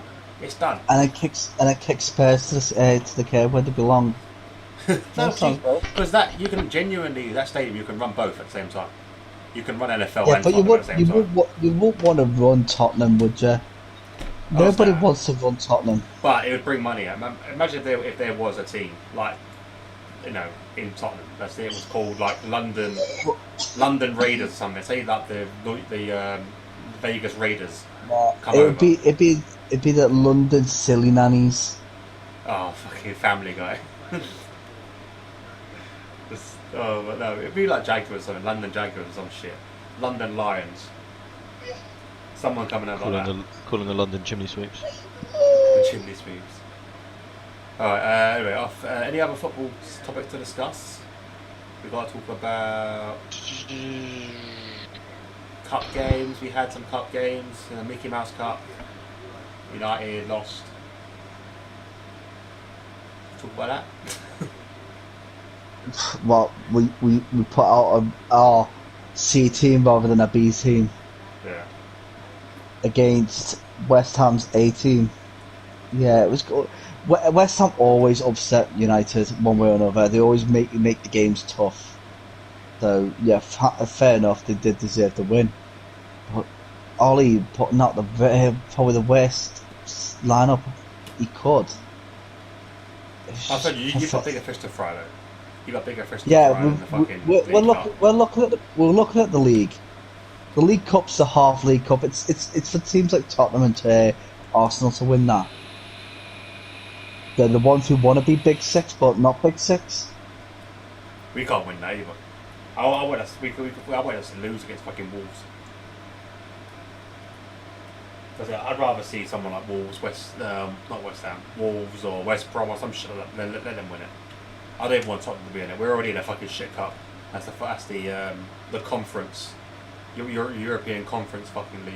But that's the new third tier of European football, isn't it? Fucking ridiculous. It's so shit. We're playing a team that I think the team we're playing is called like Mainz or something. Like who the fuck are we playing? Might as well play that bloody that Submariners team we played in the bloody FA Cup last year. It's pathetic. But yeah, I don't know. It's these little cups. They're just kind of pointless in my view. Yeah, it gets the youth out there and gets that, but it's not what fans want to see, in my opinion. What else? Football. Nothing really gone on with football massively. Ronaldo's doing really well at United. Well, the England ladies won 10-0. Yeah, I saw that. Yeah, I flicked over because I thought it was England playing, and I was like, okay, ladies, turn over. I actually met an England international female football player a few years ago. Who do you mean? Hannah Blunt. Oh, Oh, okay. Who? yeah. So she's actually related to some, like one of the staff that works like where I work, is like her sister or something, or like stepsister, something like that. And she was at our staff party, and then they were like, "Oh no, she played." Well, at that time, she played for Chelsea too, and because she was a footballer, I was like, "Oh, sick, yeah, I'll have a picture." So, "Oh, do you support Chelsea?" I was like, "Do I fuck?" But now she plays for United, so it's all good. Genuinely, I was just like, because we had a picture taken, but I was like, "Oh, do you want it?" I was like, "Oh, I'll have it, but I can't do anything with it." He goes, "What do you mean?" I was like, "She plays for Chelsea. I'm not doing that. It's scum." And then now she plays for United, so it's all good. Nice girl, though. I was watching Nice girl. women's football, and I was like, you always just flick it on. But one of the girls that plays is called, it's got the same last name as me, called Weir. I was like, oh shit. I feel like every there's someone called Weir. Oh yeah, there's someone in the League 2, I think. The only Weir that doesn't play football is you. Pretty much. Well, I did. I did play football back in the day. Oh yeah, do you know what? It's weird. It's weird to see your own name. You get used to it after a while, but like, you wouldn't know until you see it. But it's a strange seeing like people walking around with like your name on the back of their shirt, and it's not even you. It's obviously some other player called Weir. I generally want to know if there's a football player with my last name. With Boniface. Yeah. Be interesting to find out. I've never seen one. I've always looked at it in FM if there's someone called Boniface. Yeah, genuinely, I've never seen it. Guys, you found your last name in football? Yeah, I've actually got a second cousin called Barry who used to play for Leicester years ago. How is it? But now he plays for a Scottish team. Fucking deep, cool, right. Yeah. He's probably 50 and still fucking in the first team. But yeah, I don't know. Is there anything else to talk about? Oh, the new game's coming out. You said you were chatting before we went live about Gran Turismo. Oh yeah, Gran Turismo. Yeah, I'm actually looking forward to it. It's a game I've never played, so I'm going to be completely silent through all this. I used to love Gran Turismo back in the day. Like I think it was Gran Turismo 2 and things like that, like on the PS1 and shit. Like used to absolutely love them. And then I remember getting a PS3, and I think it was for Gran Turismo 5. That's when I played it last. And since then, I haven't. I played Sport a little bit around a mate's house, but I haven't played it properly. But when I heard about GT7, I was like, you know what? I'm ready for this now. I'm back on Sony. I've got a PlayStation. I've got my wheel and everything now, and I genuinely think it'd be really well. I'm gonna get it, and I hope I can enjoy it. But it has the thing with like Gran Turismo games is there's always so many years in between, and I feel like they do a good job when it's released because they take so much time. Yeah, they do take a lot of time to make the games to make sure it's right. It doesn't have. I've never seen them buggy like games that we played at the F1 game. Yeah. But like, the one thing that bugs me more about the Gran Turismo games is that they have a perfect recipe for a game, and then they change it and it gets really bad. Yeah. Then they change it again and it gets really good. Then they change it again and it gets bad again. Then it gets good and then it gets bad again, and they keep doing that. Yeah. And I had a discussion with a friend of mine, and it's like we're talking about Gran Turismo, and we've put the games in order. So the top one, the best ever Gran Turismo game, is Gran Turismo 3. That was sick, to be fair. Yeah, 3 was sick. It hands down was the best. Followed then by number 6, just because 6 had all the tracks on it that you'd want, a lot of the cars, and you could do a lot more with the cars. Plus, if you were lucky enough to get the special edition, you got some really nice looking cars with a very unique livery. So that was brilliant. Then you go down again, and it's the first time first one that you go down one step.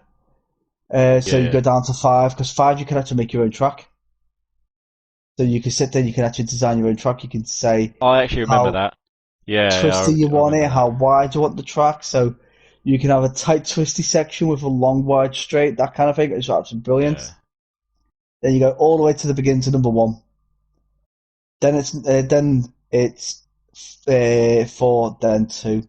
2 was actually the worst out of all of them, I but reckon. only one reason, and that was Uh, the fact that you had to change disc. You change disc yeah. to go from arcade Yeah, to yeah, yeah. simulation. Yeah. No, yeah, that's understandable. But see, like, back then when I was playing that, I was probably, I want to say like 8, 9, or 10, like that sort of age. So shit like that back then. Like now, if I had that, I'd be like, this is fucking stupid. But like back then, it just didn't bother me. But Uh, that game for me is just proper nostalgia because that's like the first that and there's Ridge Racer and Rage Racer. But like, with those games and then like Gran Turismo is like the only games I ever played on like PlayStation back in the day. wow, wow. But Yeah, just said wow. No, Gran Turismo, the first Gran Turismo was the first one I played, and every time I hear Feeder's Sweet 16, it takes me back to playing that, driving a Dodge Viper around Trials Mountain, and is that she's got a brand new car? that's for number 3. That one, That's free. that I is thought that was Feeder though. two. That is No, Feeder as well, no, though, isn't it? that I is swear. Feeder. That's for number 3. I don't remember any songs for number 2, but I know that's not on Oh, it. I thought that car was from number two. No, no, feed. I don't think number 2 has a feeder song on it. I thought that Um, was from number two because that is like for me playing Gran Turismo, and now I'm questioning was it three that I played first? But I swear I played two. no, that's definitely 3. That's fucking because I that song was like sick, man. I'll be driving that around. I can't even remember the track, but it's like one of the I think the longest standing tracks in fucking Gran Turismo. I can't remember what it was called. It would probably be I had Charles Manson. It's like one of the longest, but I don't know. I had a far, but um when that song came on, man, it was just such a bop, man. I used to just love that. yeah. See, like if with Gran Turismo for me, when it got to sport, it lost that whole Gran Turismo feeling for me because I like the idea of Joe where you start off with a really slow, sluggy little car, and you have to work hard to earn your cars, earn Yeah, trophies. Whereas sport, you drove around for 26 miles per day, and you got given a new car. So I yeah, had all these GT1s, GT4s, GT5s, GT3s, all in my garage. Tons of them, all different liveries, just because I played it every day, did a few races, got the mileage up, and then that was it. Um, yeah, yeah. to the point where I was actually using my phone to actually put my PlayStation on. So when I can walk into in put put it just drive the car for a little bit, and then switch it off. So it was I was done within like half an hour, Yeah, and yeah, it just got that bit monotonous.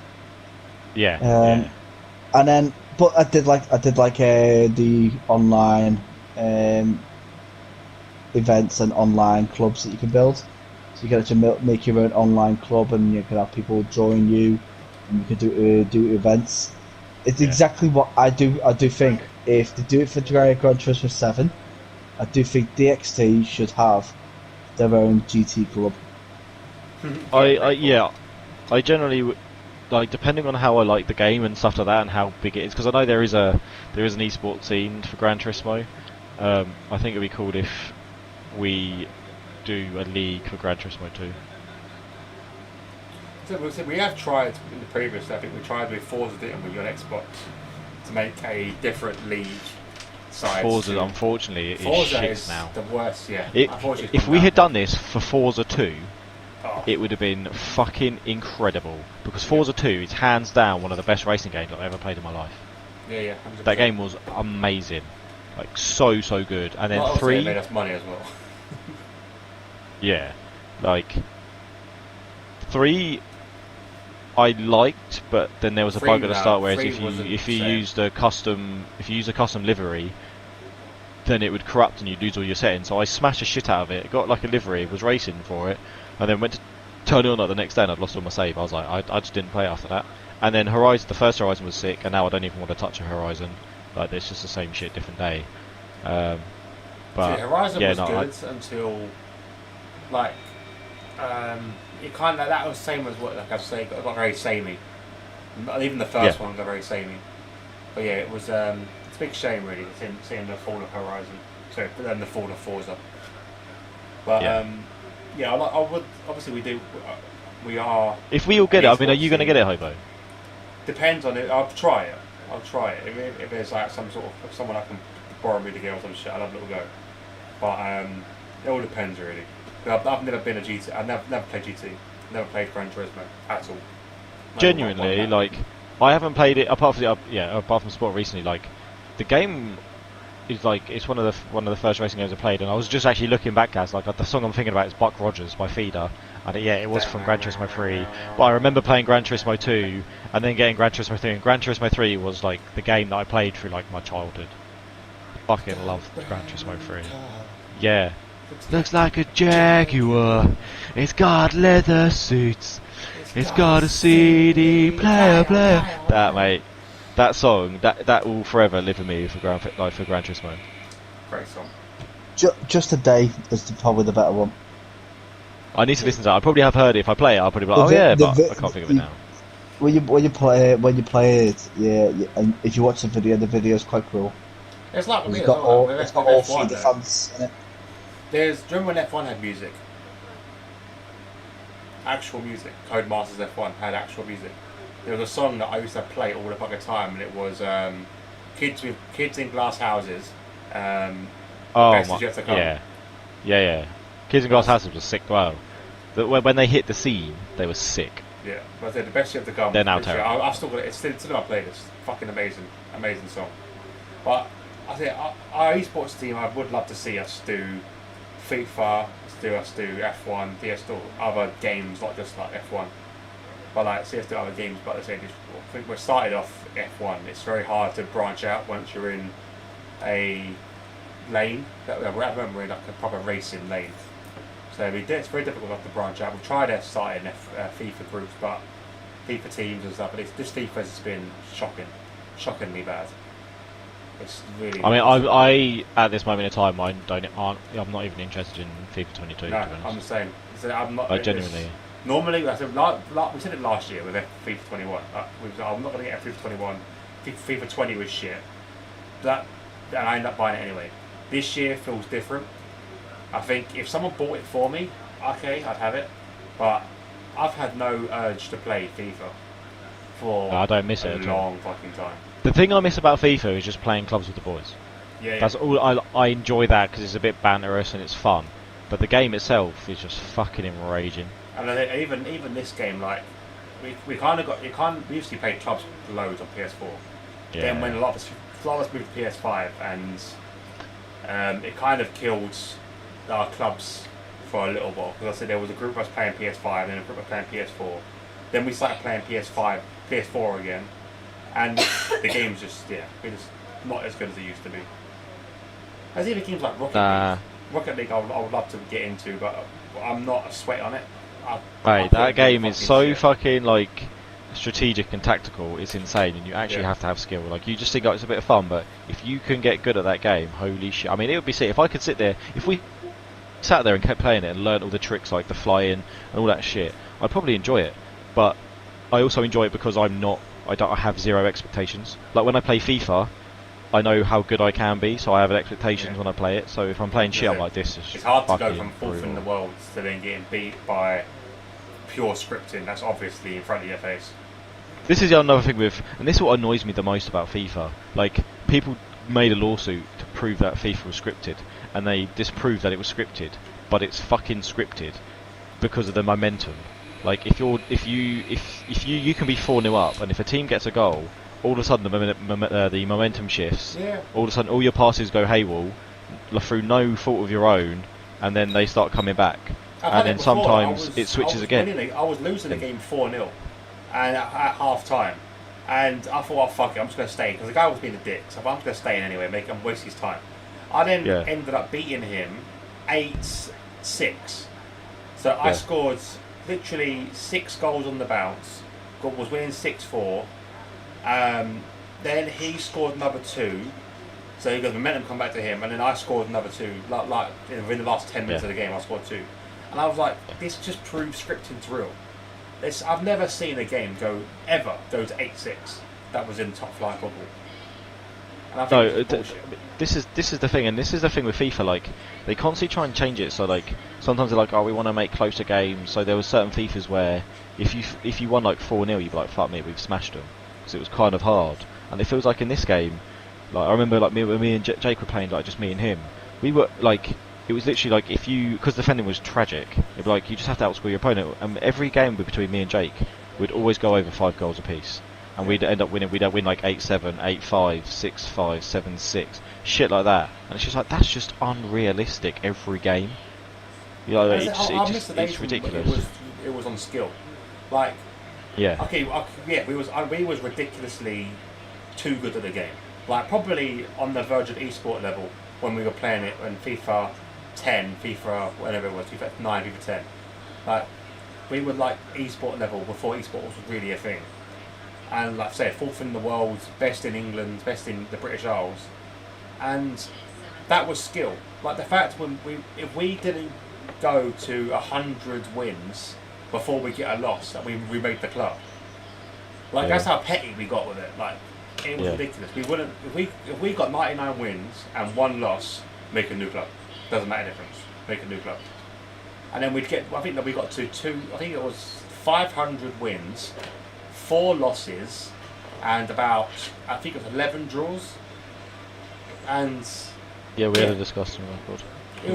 But it's because we were good all of us were good at the game. Like we had an amazing Eddie, we had an amazing striker, amazing midfielder, amazing defence, and there was 5 of us playing. You can't do that now because you'll go in clubs, you'll play 4 games where you'll beat someone in Division 10. You'll beat them 10, let's say 3-0, 2-0, 1-0, 4-0. Then you'll play the next game in Division 10. And you'll get smashed by someone 11-0 because all of your shots are going off target. They shoot from halfway line and it fucking somehow goes in. Like because of the way the scripting is, they allow you to have sometimes you win, sometimes you lose. And like it's not the way FIFA should be. FIFA should be. It depends on your skill level, and this FIFA's not about that. It's not been about that for a few years. Yeah. Like, it's even for the Ultimate Team as well. Like you're seeing some of the best players. Like there last season, there's a kid who's going like beating every single team. He exploited the game. He knows the mechanics of the game, and that's the problem with the game. The kids are exploiting their mechanics and the phases of the game to their advantage. Whereas before, you've got to play not in a certain way. You've just got to play good football to win, and it's not like that anymore. Now it's this year's game's about crossing. This year's game's about shooting from the edge of the box. Like it's just finding what this game's about, and it's wrong, I think. Yeah, I mean, the thing with the new FIFA, like, I generally don't want to purchase it myself. No. Like, if I like, it's similar to if someone bought it for me, I'll be like, okay, thanks. I'd come on and play with you lot. But at the same time, I mean, I've only got the PS4, so it makes it harder in that aspect. But also, I'm not going to go out and buy it because there's other games I want to get. There's a couple of other games I want to get for PC, and I want to get Gran Turismo, and I want to get a PS5. And honestly, if I get a FIFA, it'll probably be because I get it with a PS5 bundle. Genuinely, I have no aspirations to buy the FIFA, and I'd happily come on and play clubs and have fun with the lads. But I can't sit there and there'll be nights where we go through things where we might play it like almost every night for like 2 weeks, and then we don't touch it for like months. Yeah, I'm looking at a game at least in clubs. Like we used to do. NBA, we did that for loads, and then like stopped playing it. I actually really liked NBA. I was just shit at it. That's what annoys me about that. And it's the same for MBF. I think all these sporting games have some sort of flaw. And the game I laughed at, I regret us not playing anymore. NHL. We were fucking shit at it. Oh mate, NHL was fucking last again because zero expectations. I mean, most of the time, there was me, you, and Jake. We'd just lay on the floor. We'd lay on the floor to stop them, and then we could none of us could score, but we also were just absolutely sick at defending out of nowhere. That's all we could do. We just defended. Oh mate, I'm unfucking defeated, mate. I love the fighting. Every time I went into a fight, mate, I just smashed the shit out of them. And I remember Jake getting in the fight, and like Jake was getting like slapped all the time. I'm like, man, nah, just fucking move your head and smash them. Because most people just spam the buttons. So I just be like dodge, punch, dodge, punch. Oh man, the fighting was sick. I love that shit. Yeah. Well, I've been playing NHL 21, and I'm actually getting quite good at that. The NHL 21, I've been nailing it. I think it's actually easier than FIFA. I want to play. That might actually be my new game. Is it on EA Play? Yeah, it is on EA Play. Because you can sign up to EA Play, can't you? And then it's like everyone does now. Like you've got this thing, and you pay for that a month, and you get loads of games, right? Yeah. I've paid £20 for the year. Over the year, it's so cheap. That's it. It's so cheap. For EA Play, you get like all the Need for Speed games as well. I mean, EA Access was similar, wasn't it? EA Access was like 25 quid for the year. Yeah. We should maybe look into that, you know, because NHL would actually be fucking jokes. If you can, as long as you can play with like PS5 users and PS4 users can play together. Yeah, I think it's the same. It's the same. Then that would actually be kind of fun to fucking do. I found the NHL game has a better career mode as well. It's actually a bit more realistic. Yeah, I mean the biggest flaw with FIFA is it's built around the Ultimate Team. It's where they get their money from. Yeah. So they just fuck everything else off. They're like, oh look, we've got this cool feature where it's a different sort of like career mode, or you know you can actually talk in your contract negotiations. That's great, mate. But the game's still going to be shit. But even like when you play NHL, and then you play the clubs in NHL, and you can improve the stadium, and little things about the stadium you can improve. But yeah, like you said, because FIFA's aimed so much towards the Ultimate Team making money scheme, like you can't do anything with clubs. It's a completely different game. I've said, how long have we said, like for so many years, Hobo, we've said like if you had to pay for clubs, because I would happily pay money for certain things on clubs if they put more effort into it. Yeah. Like genuinely, if they made clubs better. And the thing is, if that was the case, like there could be, I mean, you know, there's leagues for like clubs and shit like that. Oh, yeah. Clubs could proper take off. Yeah, like the clubs could proper take off and be a massive, because like you got like the Ultimate Team esports, like all the competitions there. You could have a club competition, and yet you might find some of the people that are playing 1v1 playing also in clubs. But just because the weird thing as well with FIFA, like just because you're good at 1v1s doesn't mean you're good in clubs. Yeah. As soon as you're taking control, if it was always 11v11, as soon as you control one player, yeah, you could be good at doing all these skills and shit. But if you can't play as a team, you're fucked. Like, and I've always liked clubs. I've always liked playing with a team. And I'd love to, like, get back into that sort of thing with FIFA, if the game mode was decent. But it ain't. No, it's not. We spent like hours playing, practicing training with VFL teams, that kind of stuff, and we used to do that. And this is the thing, yeah. No real urgency to do it at all.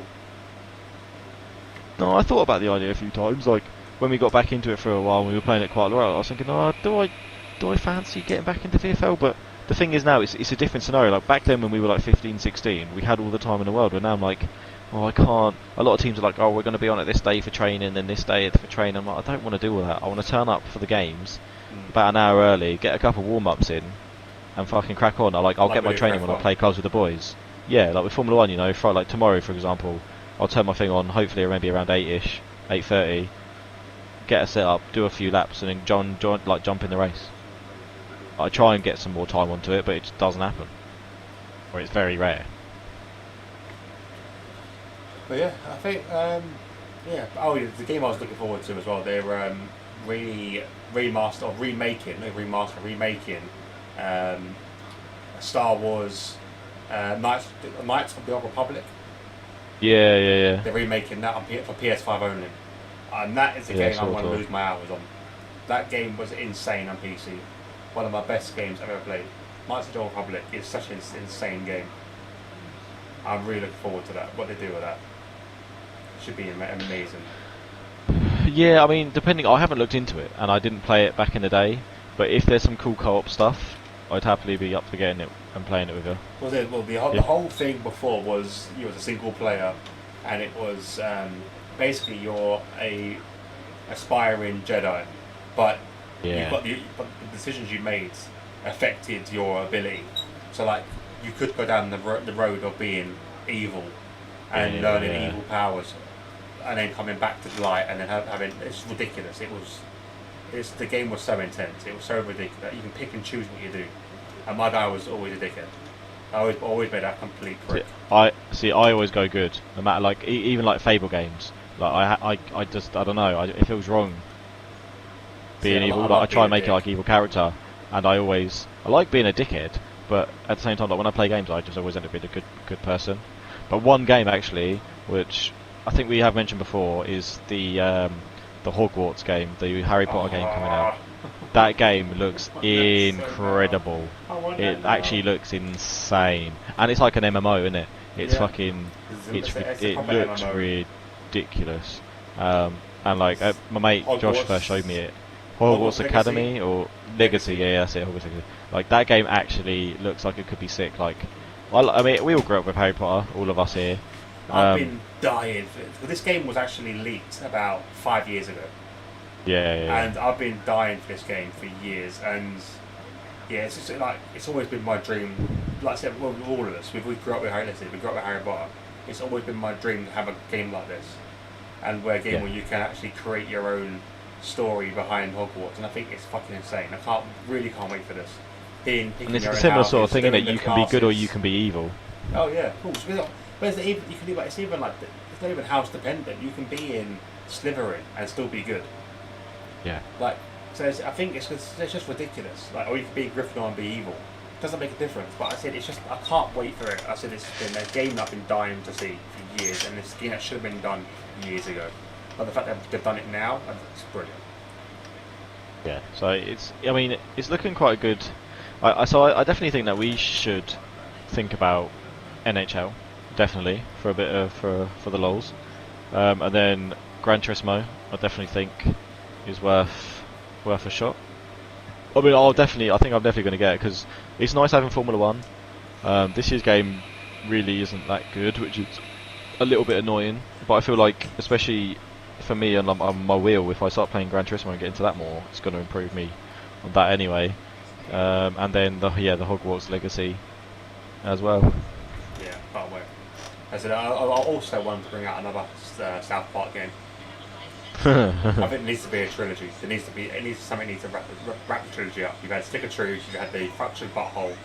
There needs to be a next gen or a next step to the story. But what that would be, I don't know. They've had superheroes, they've had witches and wizards. They need something else. Whether that be space themed or cowboy themed, I don't know, anything. But I think they've got a lot. They can do a lot. But yeah, I think that's pretty much everything, isn't it? Really. Yeah. Guys, you want to talk about? No, all good. Alex. No, I think we covered all the things. Well, I had one question actually, which I mentioned to Gaz before, but we can try and make it quick. Like, I saw something. I keep trying to find it, but I can't see it anymore. Like when I open up my Facebook, but. There's been a player who's been banned for like 4 games for something that he said on social media in 2013. I don't know what he said or anything like that, so I can't comment on like the degree of it. But do you think it's right that people get penalised or like slated and slandered in the press for something that was said multiple? Like, I'm not talking like something that said like a month ago. Like that's their person now. But when people say something like 6, 7, 8, 10 years ago, like people like mature and grow up a little bit. It depends what it said. And what the time is back then, but like, for example, we've had first-hand experiences with that kind of thing before. We won't go into it. We've had first-hand experience of that. But if it's something that's not offensive, wasn't offensive then, isn't offensive now. Well, sorry, if not offensive then, but because of cancel culture, it is offensive now. That's no. But if it was offensive then and it was dug up, then partly I think it's the blame of the person that is now famous, because surely someone should have, from his team, should have cleansed his social media, knowing, just in case, what world we're living in. But like, if it was something that was said back then that wasn't offensive, and it's now been twisted to be offensive now, then I think it's a bit bullshit. But like you said, it's a time we're living in at the moment. It's cancel culture. something that I could become famous, and something that I've said in this Heads Up podcast could come back to bite me in the ass, because that's the way people are. They don't like to see people succeed. They want to find something about them. Oh, look! 15 years ago, he said he'd kill a puppy with a brick. Like, what the fuck? Oh yeah, I remember you saying that. No, watch. But hey, I've done that. I'm saying, me making that joke, right? That could easily be clipped now, and 10 years time, that's used against me. Oh, he said this. Yeah, you're taking it out of context. It all depends on what he was said, and what context it was in. But I think celebrities, football players, anyone that's in the limelight, they need to be more clever. They need to be smart about these kind of things now. You get famous. If I ever get famous, the first thing I'm fucking doing is closing down anything I've fucking ever said on social media. I'll have a new fucking Facebook page, I'll have a new fucking... the YouTube channel will be fucking deleted. I can't risk it. Can't fucking risk it. I just think it's ridiculous, because a lot of times it's happened to, like, people who said things when they're in their teens, right? So they're completely different people. Completely different they're completely different people. They're immature, and then maybe they become footballers and they're kind of making their way up. And it's like, oh well, in 2013 when you were 15, you said this, and now you've been handed a form like now you're being banned for this reason. It's like, I'd be like, fuck off. But I said that then. I'd be like, and it was the thing I was trying to think of is like when Phil Neville became the women's England coach. And they dug up a tweet from like 2012, I think it was, saying he was just like, "Oh, this women's football's awful," and then like he was like completely slandered for it, and he'd just become coach. And it's just like, oh, fuck off! It's not one thing. It's 2012, completely different, like multiple years ago. I was like, and you're looking at the state of the game then to what it is now and how big it is now as well. Like, things like that just piss me off. It's like, for starters, people do it, like, whether it's the press, like, someone's going back through all old tweets or anything like that, it's just like, just fuck off. Let people say what they've said. Like, it's the past for a reason, right? If you're going to constantly slander everything to do, like, or hate people for the past, like, that's our history, that's what we come from. Like, yeah, you can't change what people say, you can't change what people have done. Just fucking live with it and move on. Who gives a shit? I think it's disgusting that people get penalised. Unless it's something obviously completely awful. If they say something completely fucking so bad, you're just like, yeah, no, fair play. He shouldn't have said that even then. Yeah. But I just think it's pathetic. Jazz? Yeah. Same comment? Yeah, basically, yeah, I completely agree with you. I think Gaz is asleep there, but yeah, I'm here. Yeah, what's up? Well, Gaz, my name. Right?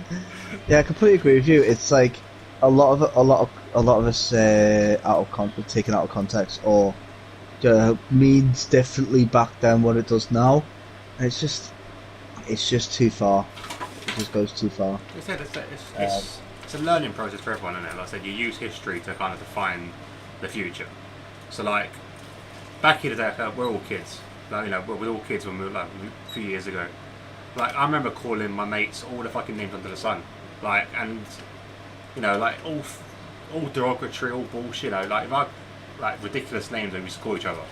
Like, and how we took the piss out of each other. But if we said that shit now, mate, I'd be slandered for it. Like, it's ridiculous. Yeah, so, like, when you're a kid, someone's like, oh yeah, I've got to go in, and they take the football. You go, oh, don't be gay. Yeah. And now that's highly offensive. Well, we used to call each other nonce, like quite openly. Just call each other a nonce. But I say it's ridiculous. But like, so that kind of shit you can't do it. And I get yes and I get no. You can't do that anymore for obvious reasons. But like, you can't. Kids, if you're a kid, you're gonna be a kid. Like, try and tell me something that you've not said something you were stupid as a kid. I fucking used to tell my mates that my dog fucking saved me from a fucking tower block by like jumping out of a burning building or some shit. Like, what, you gonna stand me for that as well? Like, it's ridiculous. Yeah. But yeah, I think so, if you're like I said, if I was ever to become a celebrity, then yeah, I'll be hiring someone to go through everything I've ever said on any social media website, any fucking platform, anything like this, and basically fucking start doing a massive cleanse, because I don't want to risk it. Because something I could have said, even right to this day, in 10 years' time, oh, it's offensive. So yeah. I would probably come off all social media. If I was that the case, I'd probably just shut my social media down. Like, just make it so no one can see anything that I posted, nothing that I'll just shut it down. And you just have another social media account where it's run by a committee and not yourself. So you've got one that just posts up what you're doing. And they're like, that's what you put, like a company run one rather than a you personally run one. Yeah. Yeah, I mean, I don't even really like social media as it is. I think it's just toxic and it's just full of attention seekers and just absolute bullshit in general. So I'd rather just fucking not bother with it. Yeah, well, yeah, that's the way we're living at the moment, unfortunately. It's a bit of a shit situation, a bit of cancel culture. Just be careful what you say online. But yeah, I think we'll wrap it up there because it's getting quite late.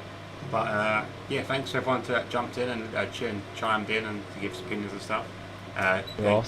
Thank you, Gads, and thank you, Alex, for joining me once again. Don't forget to tune in tomorrow to watch the next instalment of the TTFL. Hopefully, we'll get some more information about the TTSL when we get a couple more drivers. Only waiting for 6 more, I believe, to start it up. So fingers crossed that'll be coming up soon. But yeah, thank you very much for watching. Guys, you want to say goodbye?